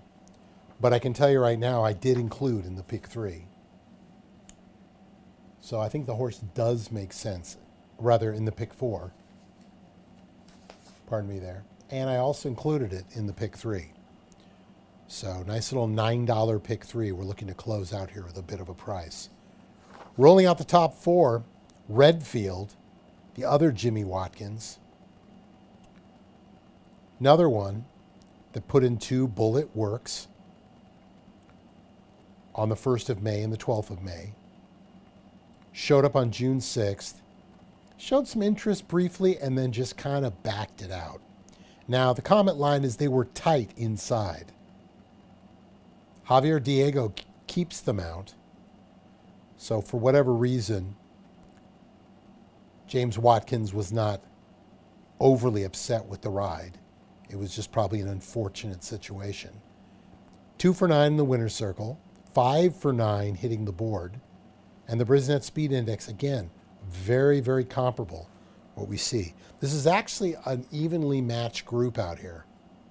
Yes, you do have an 8-5 favorite. But if you notice, the longest shots on the board in this field of 7 are 9-1. So nobody is really being told they got no shot. I've been told for decades, if you're not sure, if you got questions in a race like this, look at the board. The board will give you an indication. What the board's telling you is, if you can get by the favorite, it's pretty much a wide open event. So we're going to use the 2, 3, and 6.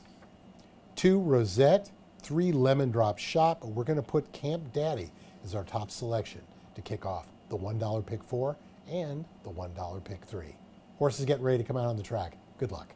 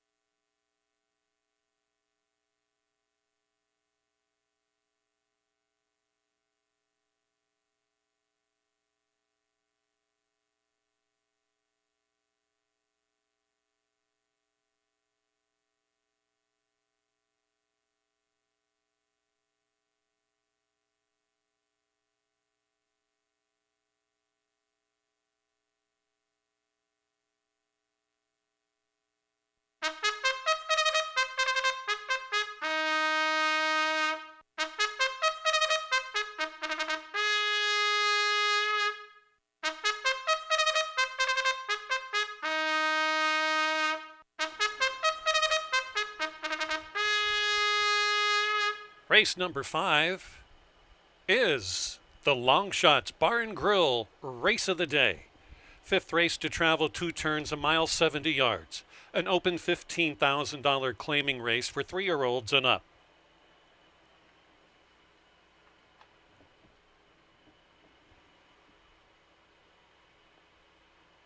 Wagering menu. The late pick 4 starts in 6 minutes, along with another rolling pick 3. Rolling daily doubles, trifecta, superfecta, exacta, win, play, show, wagering. Post time is up in 6 or 7 minutes.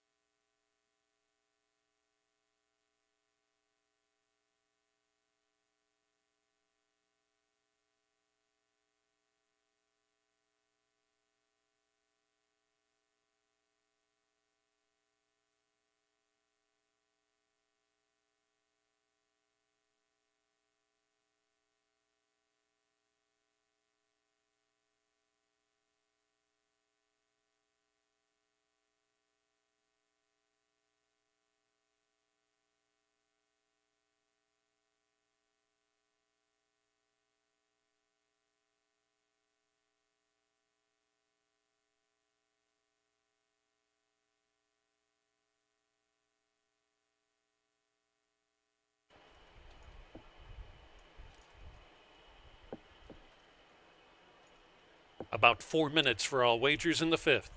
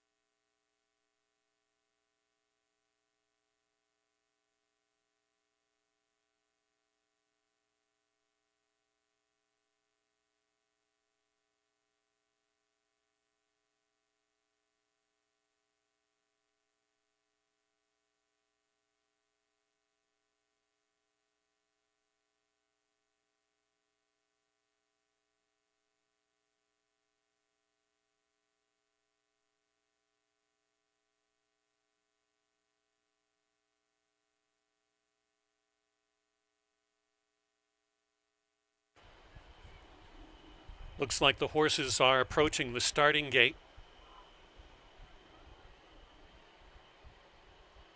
As they turn around, You still have at least 1 minute.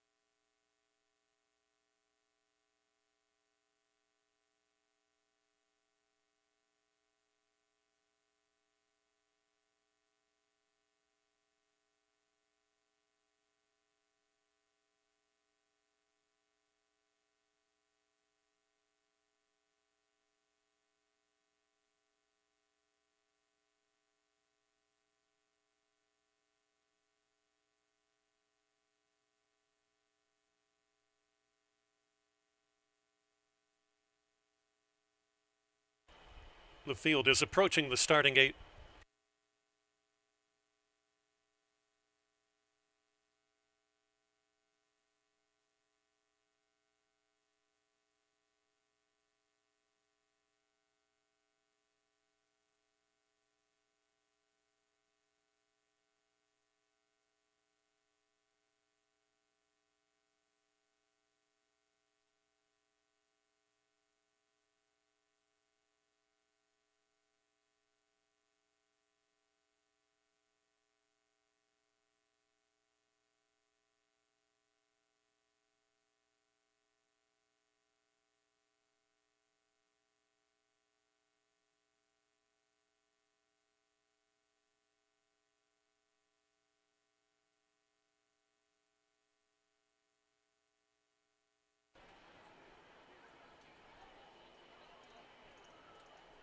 Field has reached the starting gate, loading in.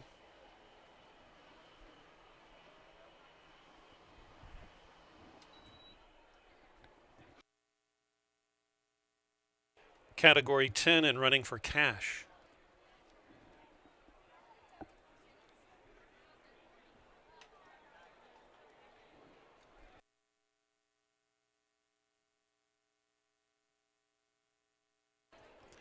Camp Daddy and Redfield, last two.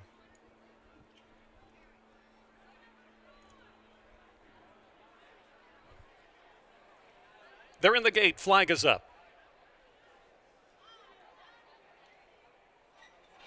And they're off. Bumped at the start was Rosette. Out very well from the inside gate is Category 10. Has company in that of Camp Daddy and Redfield used for speed. And Redfield puts it on him early and takes a length and a half cushion. Around turn number 1, it'll be Category 10 in second. Third is Camp Daddy. Fourth, inside rail after getting a little bit molested at the start, is Rosette. Back in fifth is Running for Cash. Sixth, about 8 from the lead, is Wicked Gus. And last is Lemon Drop Shot. They ran the opening quarter in 24 and 1/5 of a second. Redfield out to a 3-length lead. Unhurried in second is Category 10, then a break of 2 lengths to both Rosette, and on the outside is Camp Daddy running amongst. Back on the far outside, Running for Cash is gaining up on the far outside of proceedings with Wicked Gus, and yet to be heard from is Lemon Drop Shot, about a dozen lengths off. Half Mile fell in 48 and 1. It's all been Redfield from start to this. Start to the 3/8 pole. It's Redfield called upon there. 4-length cushion from Category 10 with no excuses. Here comes a continuing belated run for Running for Cash, who's just about to go up into third over the top of Camp Daddy. Faltering is Rosette. Gaining up a bit is Wicked Gus, and then Lemon Drop Shot is still the trailer, but is running on. They off to catch Redfield. Redfield, here set down Category 10, is 4 lengths off, but it's all Redfield. Redfield is clear and will win it 7-2. Looked like a gift. Going to win by almost 4. Category 10 for the place, then it was Running for Cash and Wicked Gus.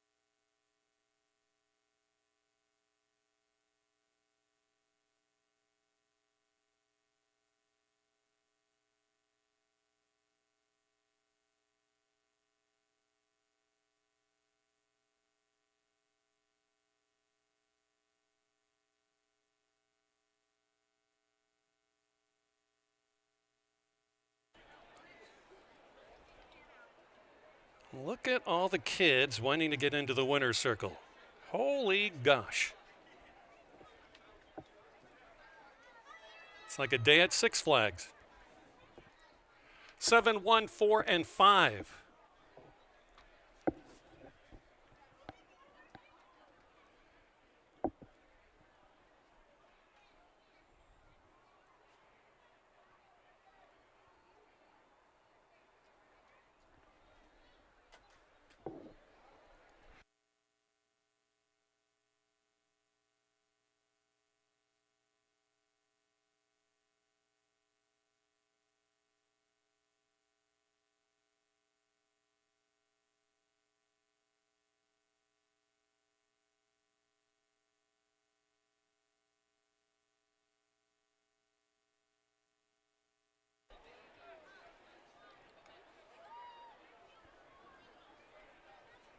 Race number 5 has gone official. Redfield paid $964 and $340. Race 4 and 5 double teamed up. 3 with 7, $8.70. Thank you, Judge. Into the winner's circle steps Redfield, gate to wire, and jockey Javier Diego. Owned by the law firm of Basler, Pole & Pole. Trained by Jimmy Watkins. Redfield is a 5-year-old gelded son of West Coast. Out of the Real Quiet mare, Singlet. Bred in Kentucky by Shortleaf Stable. The winning time, minute 43.34 seconds. Redfield, again, $964, $340. The pick 5, $311.60. Pick 3 for races 3, 4, and 5, right around $35. The early pick 4, $151.40. 50-cent trifecta over $60. Again, the pick 5, $311.60. Coming up next, the 6th race. We go back in distance to 6 furlongs, $20,000 Illinois bred or foaled. Allowance optional claiming race. Non-winners of 4 or in for the optional tag of $20,000. No changes to the field of 7 to sprint 6 furlongs for a purse of $40,500. Coming up in 19 minutes.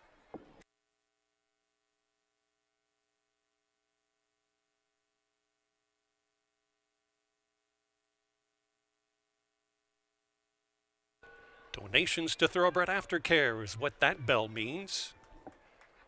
Thank you to the Winning Connections.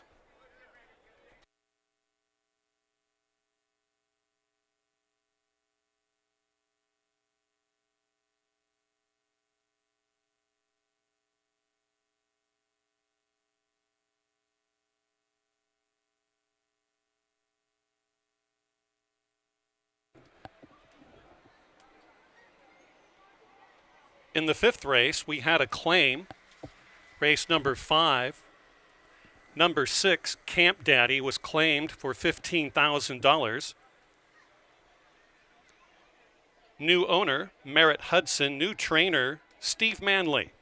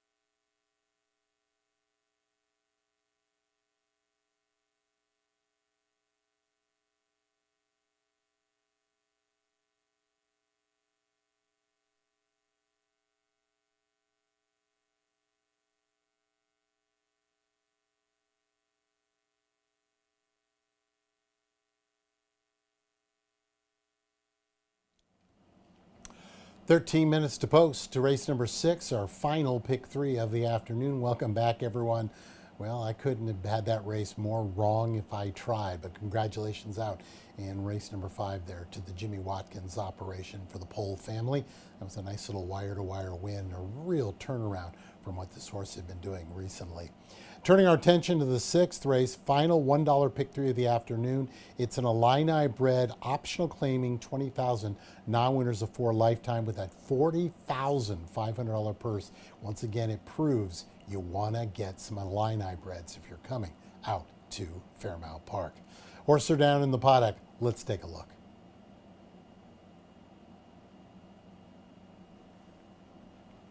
Horse right in front there, top selection for yours truly. Volodymyr Z. Finally got it right. 4-year-old gelded son of Attaboy Roy. This horse has one way of going, and that is run, speed. 2-1 currently from that 3-1 morning line. Been on the board 4 of 6 tries, has a winner, a second, and 2/3 at the distance. Brisnet speed numbers, they're good. They're not as good as the rest of the group.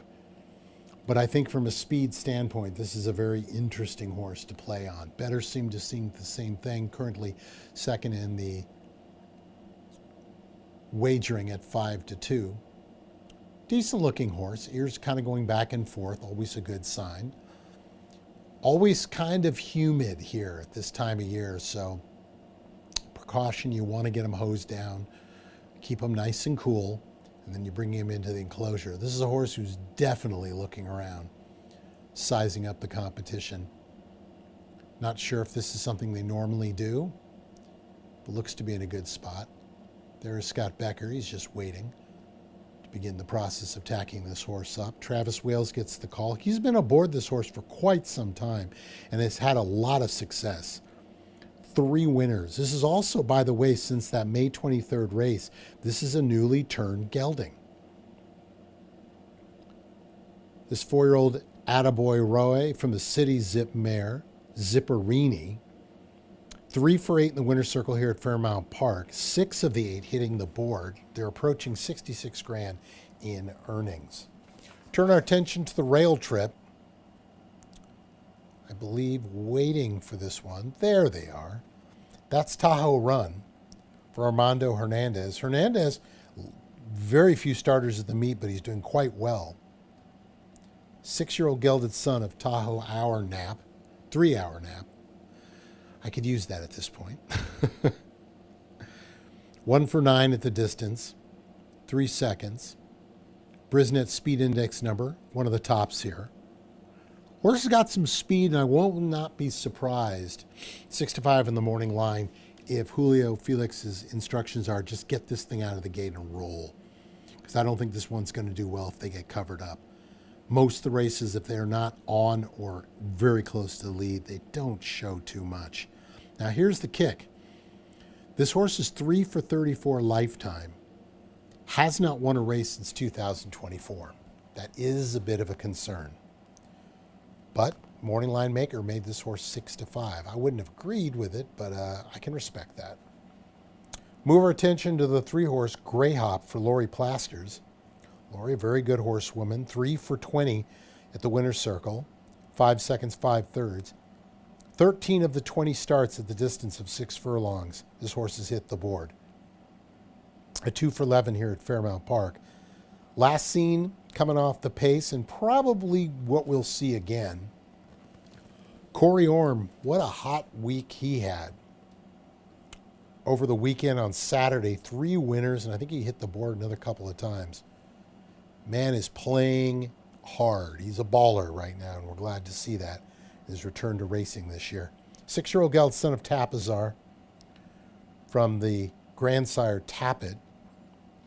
Wow, the sire of the mare is Gulch. This has got to be an old mare, old Blue Jeans. Bred by Kenneth Hutchins. Betty and the Hutchins stables are the owners. They've been running at this condition for quite some time. They moved from the non-winners of 2 to the non-winners of 3, non-winners of 4. I'm still looking to get up there. Picking up some checks, approaching $92,000 in earnings with this 6-year-old gelding. And we'll see how it plays out. Rounding out the group of the top 4 is the 2-horse, Westland. Westland for John Wainwright. Not a lot of form recently. 3 for 35 lifetime, 2 for 17 at the distance. The key here, if you believe in the Brisnet Speed Index numbers, this one's got the top number at the distance. So although I was not included in my now way defunct pick 4 and pick 3 tickets, I get it if you do like this horse. Ademir Santos gets the call. Santos, I believe, from what I can see, this is probably the first time he's been aboard this one. So, 6, 1, 3, 2. I'm hoping for a little speed here with Vladimir Z.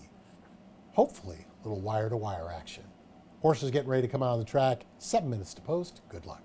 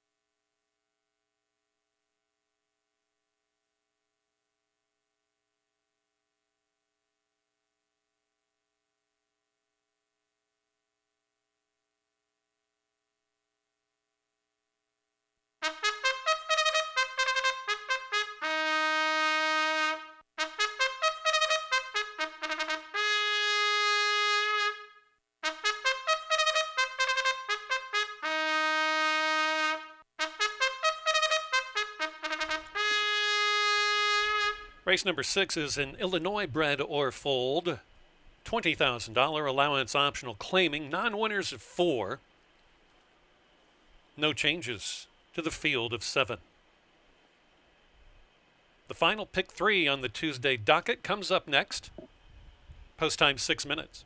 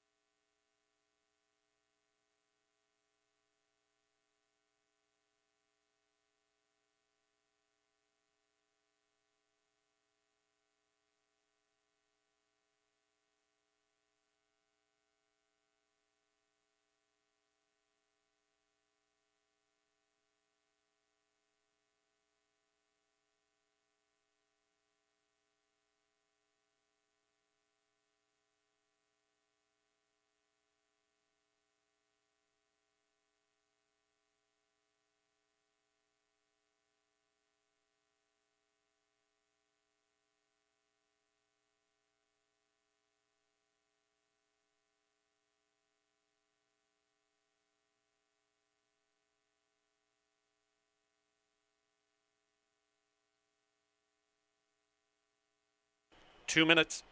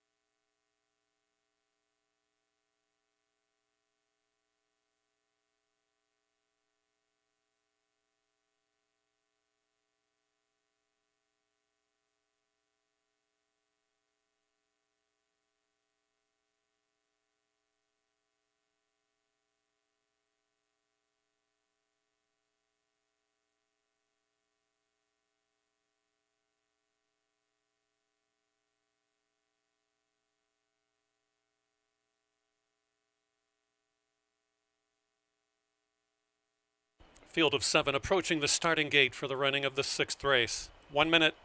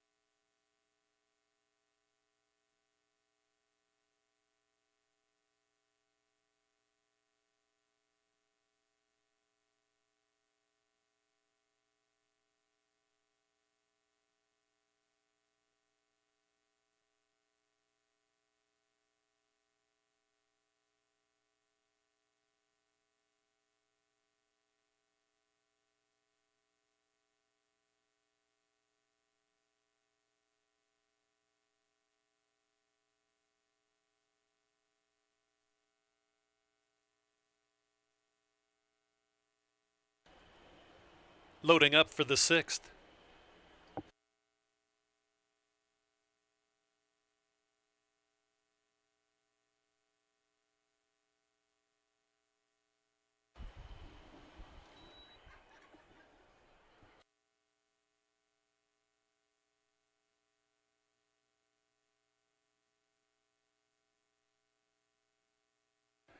Wesleyan moves in.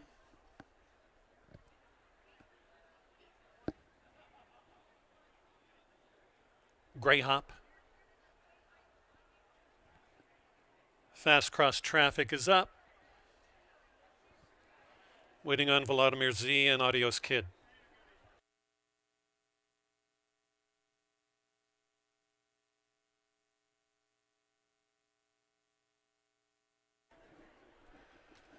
Vladimir Z. Adios Kid will be sent on their way. They're in the gate. Flag is up. And they're off. Very clean dispatch for Vladimir Z. Looking for another one, out to a 3-length lead already. Tahoe Run is up close and getting closer early, is up to 2nd. Adios Kid is 3rd on top of Greyhop, who's 4th. Running back in 5th is Wesleyan. 6th is Fast Cross Traffic. And late on the scene will be God, Guns, and Guts. Runaway leader as they go past the half-mile pole and into the turn. A 3-length lead now between Vladimir Z and Tahoe Run. Vladimir Z just scoots right along, has built up a 5-length lead. Wesleyan is coming up quick. And far back to Adios Kid, who's rail committed. On that one's outside is Fast Cross Traffic. Still nothing left for Greyhop. And out of it is God, Guns, and Guts, but still may have a board placement in store. It's Wesleyan and it's Vladimir Z down the stretch. Coming on back at him is Tahoe Run 3rd. Here is a desperate move for Wesleyan, who has the color on Vladimir Z and goes right by. Wesleyan going to score handily at 10-1. From last to 2nd is Greyhop. Coming back into it, third was Tahoe Run, and sticking around for fourth was the early leader, Vladimir Z.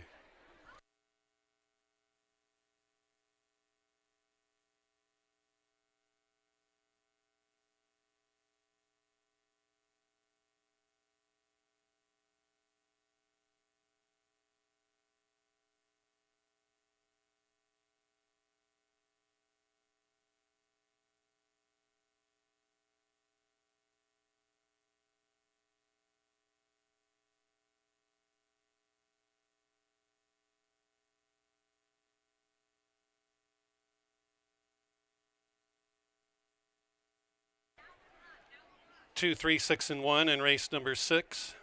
Wesleyan 10-1.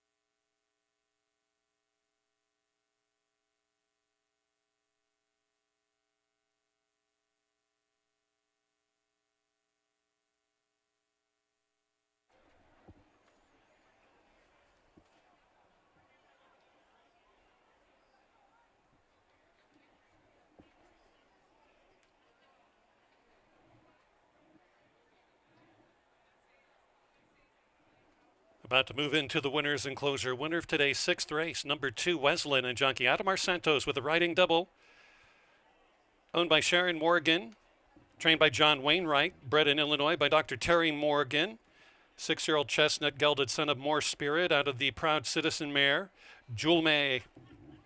The winning time, minute 13 and 18/100ths. All 7 ran in race number 6, 2, 3, 6, and 1. Wesleyan paid $22, $7.60 and $3.20. Greyhop $7.40 and $3.20. Vladimir Z $2.60. The exacta $42.50. Trifecta $81.85.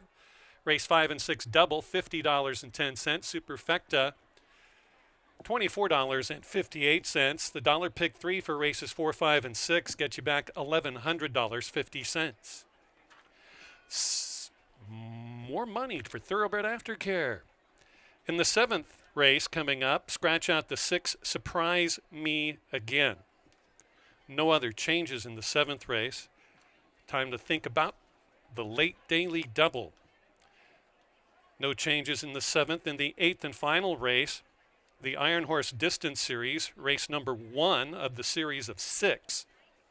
To go 1 mile and a 16th, scratch the 4, Wicked Sky, and number 6, Lucky Boss.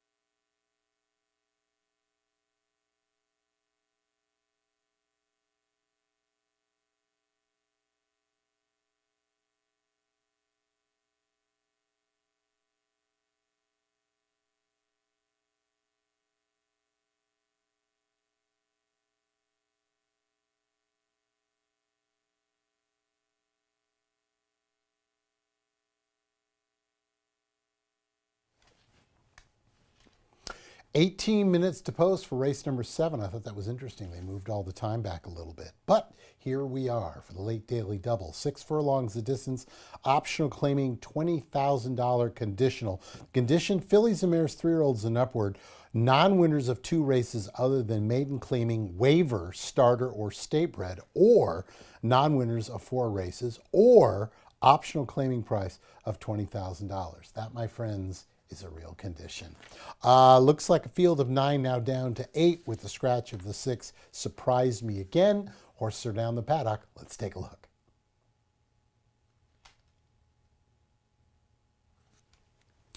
Horses coming into the ring, at least for us.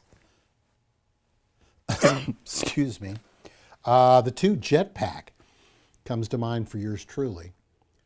Not the easiest of days today. But hopefully some prices for those of you out there who are spot on. That is Jetpack for owner Mike Piazza. He's contributed a lot of horses over the years here at Fairmount Park. 4-year-old's daughter of Practical Joke for Steve Manley. Horse comes off the win last time out against a similar condition, going 6 furlongs. They went a decent clip last time out and just kind of grinded out a victory as the betting favorite. Currently right now is a huge overlay at 6-1. I don't expect that to stay. Keith and I seem to like the same top 2 horses in this race. Speed-wise, is there enough speed here to set it up?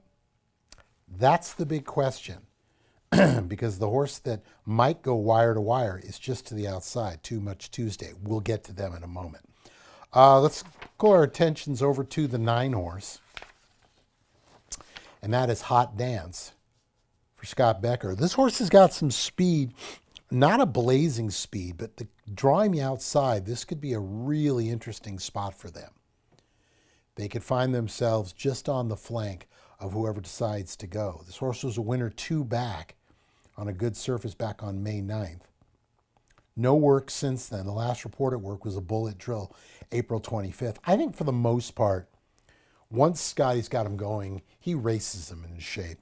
And he's had great success. I mean, he's hitting at 27%, which is a big number no matter where you go. Distance-wise, this horse is 6 for 21 at the distance of 6 furlongs in the winner's circle. 15 of the 21 hitting the board. Speed index numbers from the Brisnet, well, top number. So definitely something to consider if you're going to take a shot. The outside post, maybe some people are not a big fan of, but it doesn't bother me at all. Like I said, if you got speed, nobody goes, you go. If somebody does go, then you sit off their flank. So I think it's a tactical advantage. Move our attention to the rail trip. That's the other Scott Becker, Chance Taker. This horse is currently on a 4-race win streak, 5-1. Alexander Bendesio aboard this 4-year-old daughter of Galib. Charles Ritter and Scott Becker, the owners. They did not breed this one. This was a William Tippett build. This is a line I bred. 2 tries at the distance, a first and a second. Speed index number-wise, not as strong as some others. So they've got to step up a little bit if they're going to get the win. Not a bad-looking horse. Good-looking gray. I've always been partial to the grays myself. A lot of Galibs end up being gray. Not bad at all. Rounding out the group for us, the 3, as I mentioned, Too Much Tuesday, I believe is the speed. Good luck at the Offspring Farms of Cynthia Rush, Jimmy Watkins, and of course, Jamie Galbilski, who's also one of the owners and breeders of this 5-year-old daughter of Cinco Charlie. She's definitely been paying her bills. She rattled off 2 winners last summer on the 3rd and 21st of June. Since then, has yet to get to winner's circle, but has 3 winners and a third out of 5 tries. 2 for 15 in the winner's circle, 5 seconds, 3 thirds. Brisnet numbers-wise is good, not the top number. Hence why I would love to have put this horse on top. I love speed in this situation, but I think they're going to have to step up a little bit if they're going to get the W. Could be in a good spot. So, 2-9-1-3 is how I see the race. Jetpack, the two for Adamir Santos and Steve Manley. Currently, right now, big price at 6-1. The way our day has been going, we need a big price. Horses are getting ready to come out. Probably got another 4 minutes to go on that one. So take your time, but not too much time. Good luck, everybody.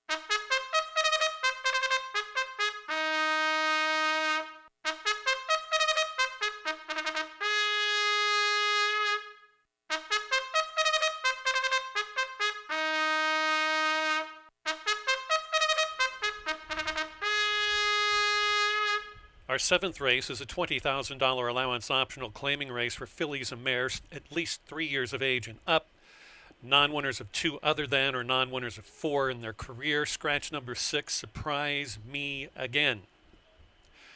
Field of 8 go to the gate at 6 furlongs, coming up in 6 minutes.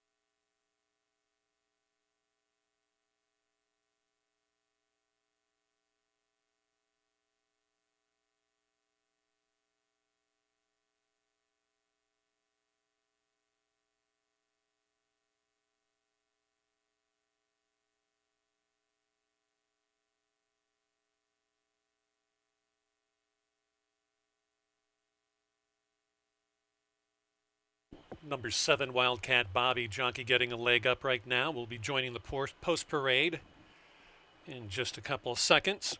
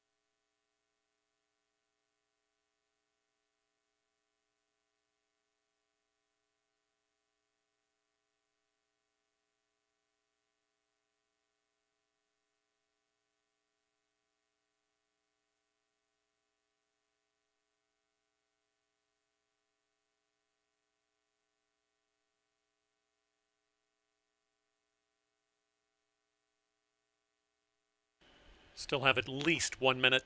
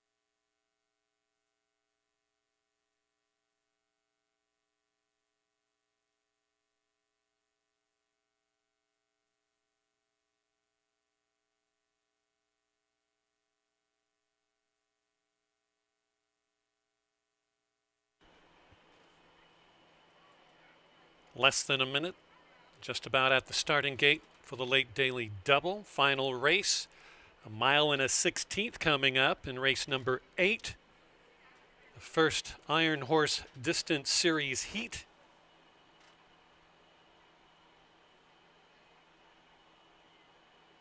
Final wagers for the 7th.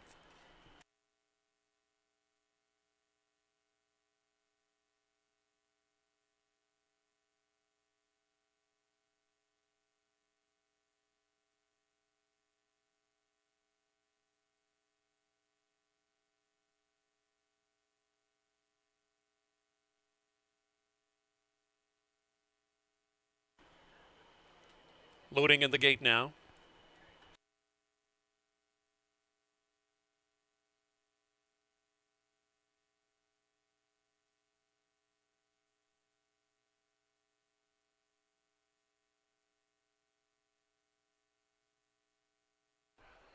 The 5 is absolutely pitching a fit inside the gate here. Has settled down now.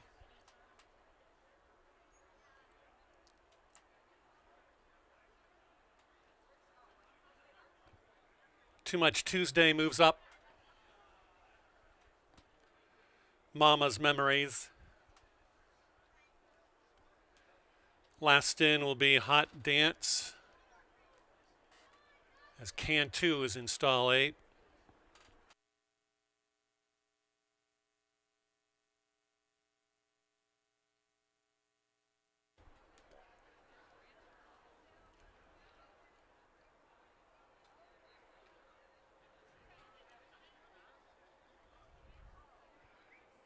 Kaylee Mulvaney getting the rider's crop for the 5. Litmus hat trick. No, just getting on. Just about set in the gate. And they're off.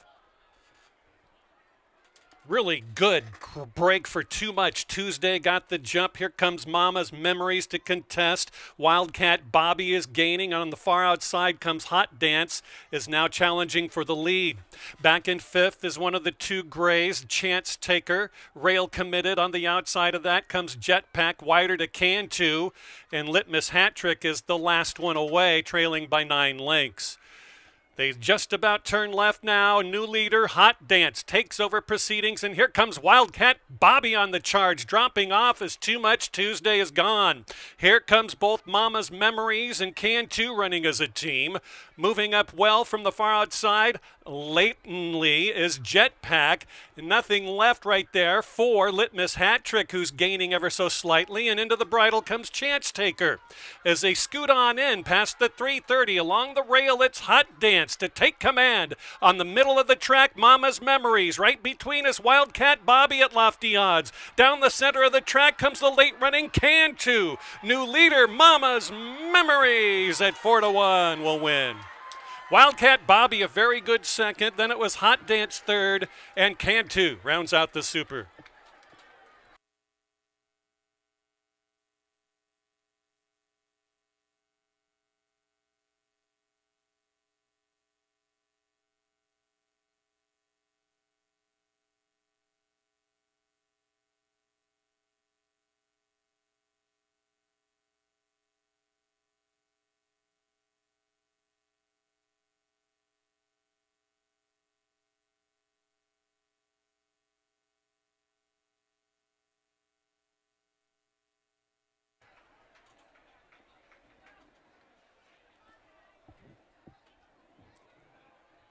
Four, 7, 9, 8. Unofficial.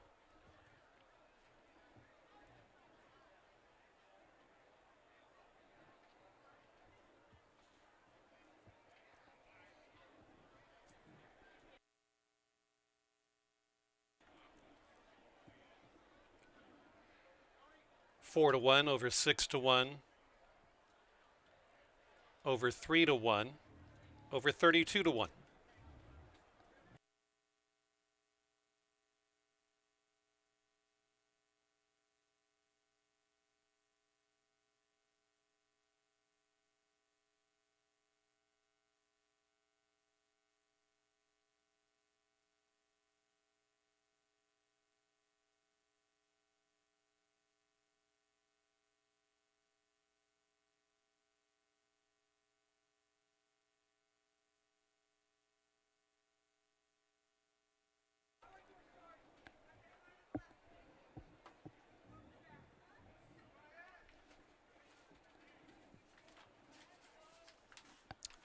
About to move into the winner's enclosure. Winner of today's 7th race, number 4, Mama's Memories, and jockey Travis Wales.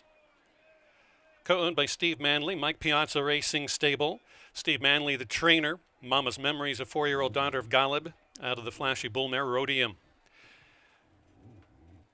Winning trainer, winning part owner, score. Nicely done at 4-1. Congratulations to the connections. The 6 was a scratch from race number 7. 7th race now official.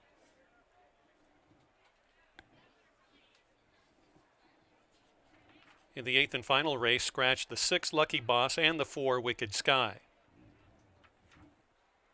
Mama's Memories paid $10.20, $5.20, $3.40. Wildcat Bobby $6.60, $3.80. Hot Dance $3. Be in mind, race number 5, 6, and 7. Pick 3. They will pay 2 of 3.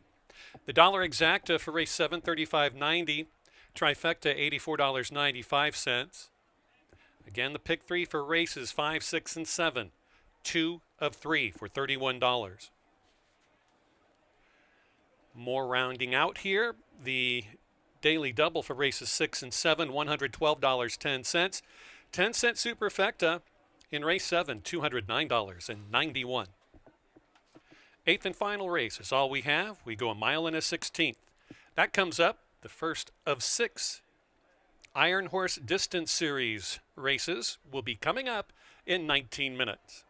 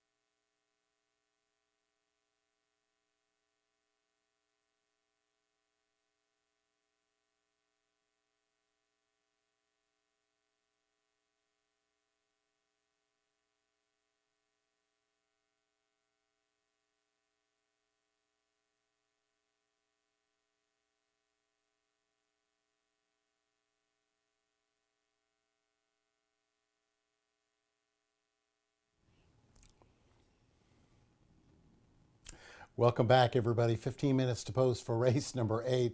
Wow, this has been a tough day for yours truly, but hopefully we can close things out on a good note. Remember, on, what is it, Saturday, this coming Saturday, 7-race card, as Keith Nelson already mentioned, today he thought was very, very challenging.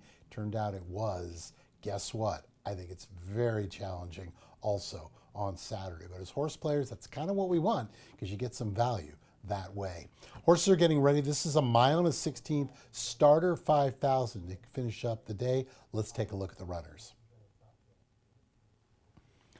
Looking at the field here, this is a 1.16. These are starter 5 group, and for yours truly, I just think it's a race where it's a big field. We're now down to a field of 9, so obviously there is still a lot of value per se in this race, but we'll take a look at it. For me, the top selection, and so far has meant nothing today, is the 7-horse, and that is Big Commerce for Heather Arion. Johannes Aringaren gets the call. She's looking for her second winner. This horse showed a lot of fight last time out, going a mile for the same condition back on May 23rd, and she hung on as the betting favorite. She's absolutely bred for it. She's a Justify, whose, of course, grandsire was Scat Daddy, Majestic Warrior on the dam side. She's basically bred to do whatever the heck she wants to do. Dirt, turf, flaming glass, it really doesn't matter. Horse has been a bit of a winner. 3 of the last 4 starts for her, mainly over at Fairmount Park, have been W's. And this horse is flirting with $149,000 in earnings for this 6-year-old gelded son of Justify. I think they're going to be sitting just off of whoever seems to go. I think that might, in fact, be the even money favorite. And hopefully we can get that 7-2. That would be a great way to close out the day that has been very forgettable for yours truly, but you have those kind of days every now and then. Turn our attention to the betting favorite at even money, and in front of us there, that is Swiss Guard. Swiss Guard looks nice and relaxed coming over here for trainer Steve Manley and his owner Mark Tripp, currently on a 2-race win streak, 1 from Prairie Meadows and then 1 last time out against an optional 20 non-winners, a 2 group. They were in a war right from the start, and they were able to last everybody out. Ademir Santos gets the call here. I know that's Keith's top selection, and I get it. I'm still just going to try to beat this one, but I will not be surprised if they make it 3 for 5 at the distance with the 6-year-old gelded son of American Pharoah. There's a lot of good lineage, by the way, in this race from the sire standpoint. Move our attention over to the 5, McMoney for Harry Lynch. Didn't show much last time out, but this is a horse who's proven that the distance of a 1.16 might be exactly what this horse wants. 21 starts at the distance, 4 winners, 2 seconds, 6 thirds. Brisnet's speed index numbers-wise fits with this group, and I think if you don't like this horse on top, a 6-year-old gelded son of McCracken, whose grandsire was Ghost Zapper, another one who was bred to basically do whatever, then I think if you don't like him on top, maybe you put this horse in the exactas and the tries. You're getting 4-1, so the prices might be up for your liking. It's an interesting race. I don't see a tremendous amount of speed. Swiss Guard probably, if they want the speed, will be the one that makes it. Although I think Paint by Letters, the 8-horse at 10-1, has also got speed and has shown to have a bit of a fight in them. So that's kind of the reason why I decided to go with 7-horse Big Commerce, because I kind of felt if these two decide to do battle, this is the one who's closest and most likely to overtaking them down the lane. But again, I'm just guessing. So 10 minutes to post for race number 8. Reminder again on Saturday, 7-race card, post time 1:30. It's going to be warm, so plan accordingly. But for our track announcer, Keith Nelson, for all of our friends around the racetrack here at Fairmount Park, and of course Excel Entertainment, we want to thank you so much for being with us. Have yourself a wonderful night, everybody. Remember, good luck in the nightcap, and win, lose, or draw, we'll see you again on Saturday. Good night.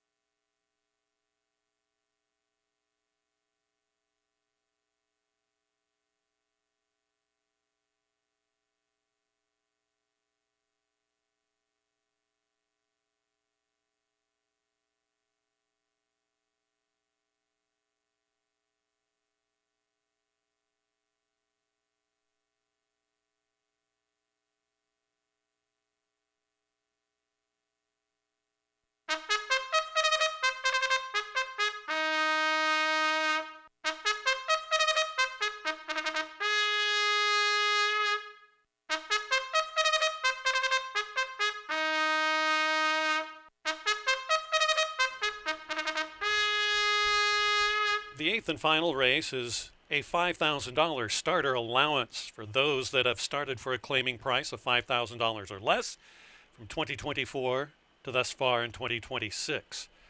3 years old and upwards. A mile and a 16th. Scratch the 4 and the 6. Number 1 is Danville, running for Jody Durham and Mike Durham. Julio Felix has the ride. 2 is Swiss Guard, owned by Mark Tripp, trained by Steve Manley with Adamar Santos.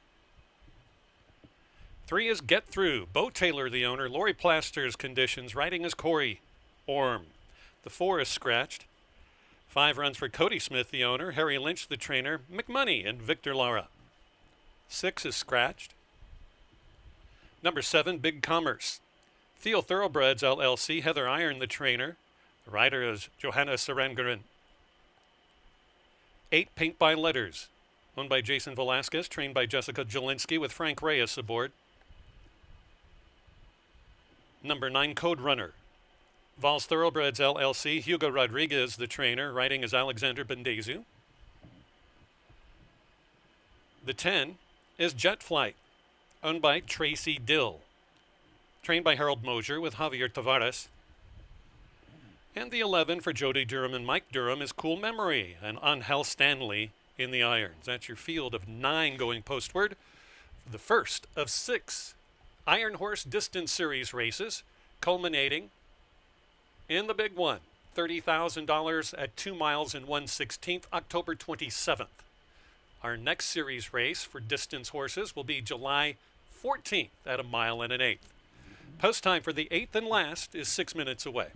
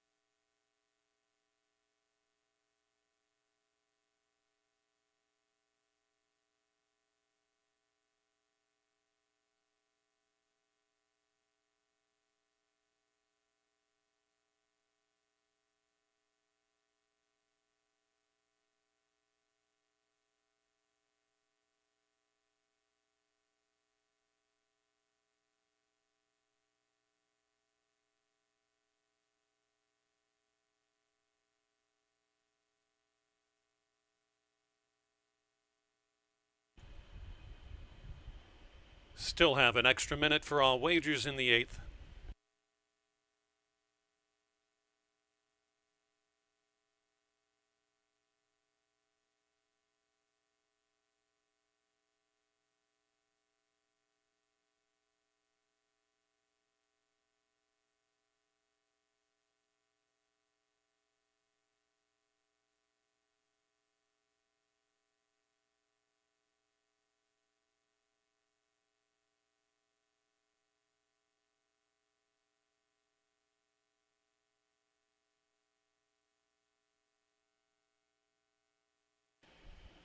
Horses are nearing the starting gate. Final wagers for race number 8, please.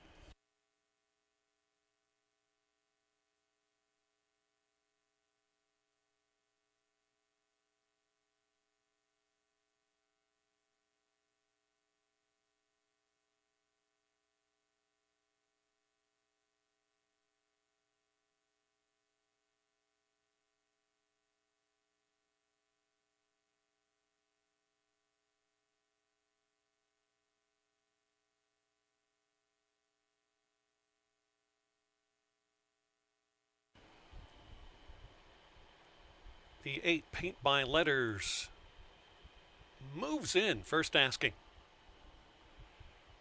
Others will join up momentarily, still have time.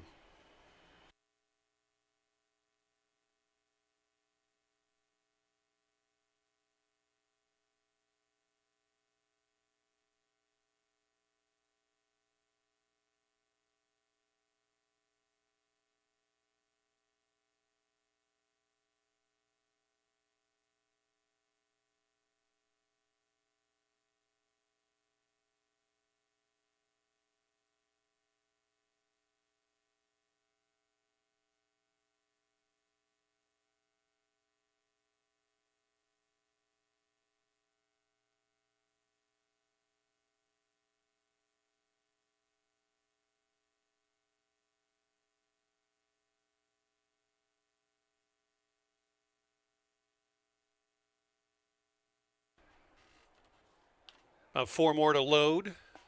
Moving up is Get Through. Heavily backed is the 2 Swiss Guard.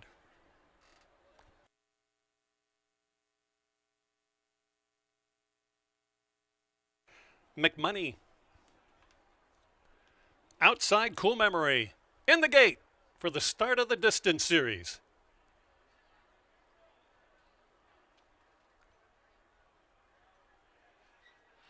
And they're off.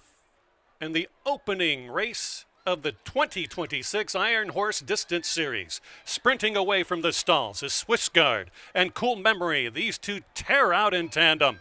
Next, a joint third is McMoney hugging that inside fence. Right between is Big Commerce, who drifts out. Paint by Letters is next, running 5th. On the far outside. Back in 6th, just 5 lengths off the front runners, is Jet Flight as they wheel around. And then it is quite a distance back to the 3 distant trailers. Danville, Get Through, and then well back there to one of the top wagering choices is Code Runner, who's about 20 lengths off the front. The opening quarter in 24 1/5 of a second. They cruise down towards the half-mile point. It's Cool Memory by nearly 3/4 of a length. McMoney sees the inside opening and tries to get on through there. And we have 2, now 3 vying for the front with Swiss Guard on the outside. Well positioned, but losing all kinds of space is Paint by Letters in 4th. 5th is Big Commerce, just 7 lengths from the lead and means business and looms well. It's Jet Flight who's gaining up from far, far back as well. There's no speed whatsoever for Big Commerce. And Danville has to get going from far back. On the front, it's McMoney to take over from a wilting leader who backs out of it. They go by the quarter pole in the 3/16 in the get-out race. Hand-ridden is McMoney, who's out by 2.5 lengths. Struggling is Swiss Guard, who's gaining ever so slightly. Backing out is Cool Memory. Here comes a bold move from Code Runner late, but it's all McMoney at 4.5 to 1. McMoney scores by about 4.5.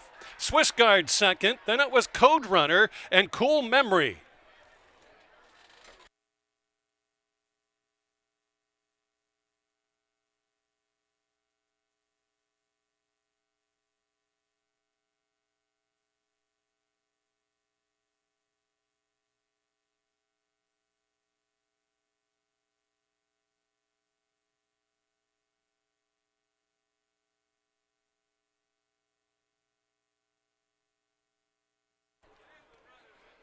McMoney at 9-2 scores. Swiss Guard, your favorite, bet down to 4-5 second. Code Runner at 13-1 was third. And the 11, Cool Memory, at 54-1, finished fourth.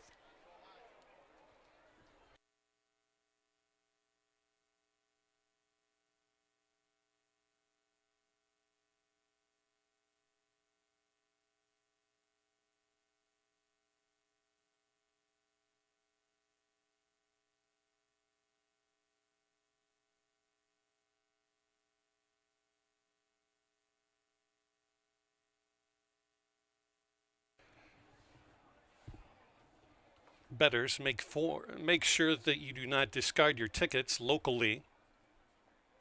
Lots of 3 of 4s paying off in the late pick 4. 5, 2, 9, and 11 coming up in race 8.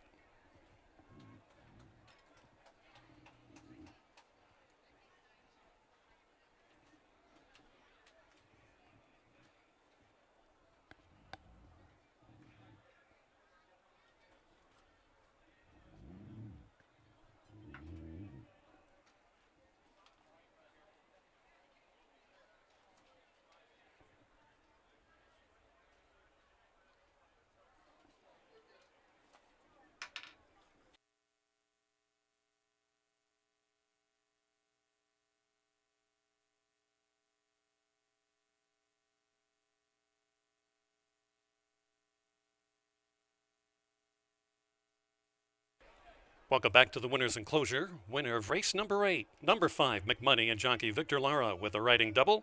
It's a training double also for Harry Lynch, owned by Cody Smith. McMoney is a 6-year-old gelded son of McCracken out of the Harlan's Holiday Mare. Yule Party, bred in Kentucky by Phoenix Thoroughbreds Limited. 4 and 6 were scratched from the 8th and final. Winning time, 1:46 flat. 1:46 and 7/100ths of a second for a mile and a 16th.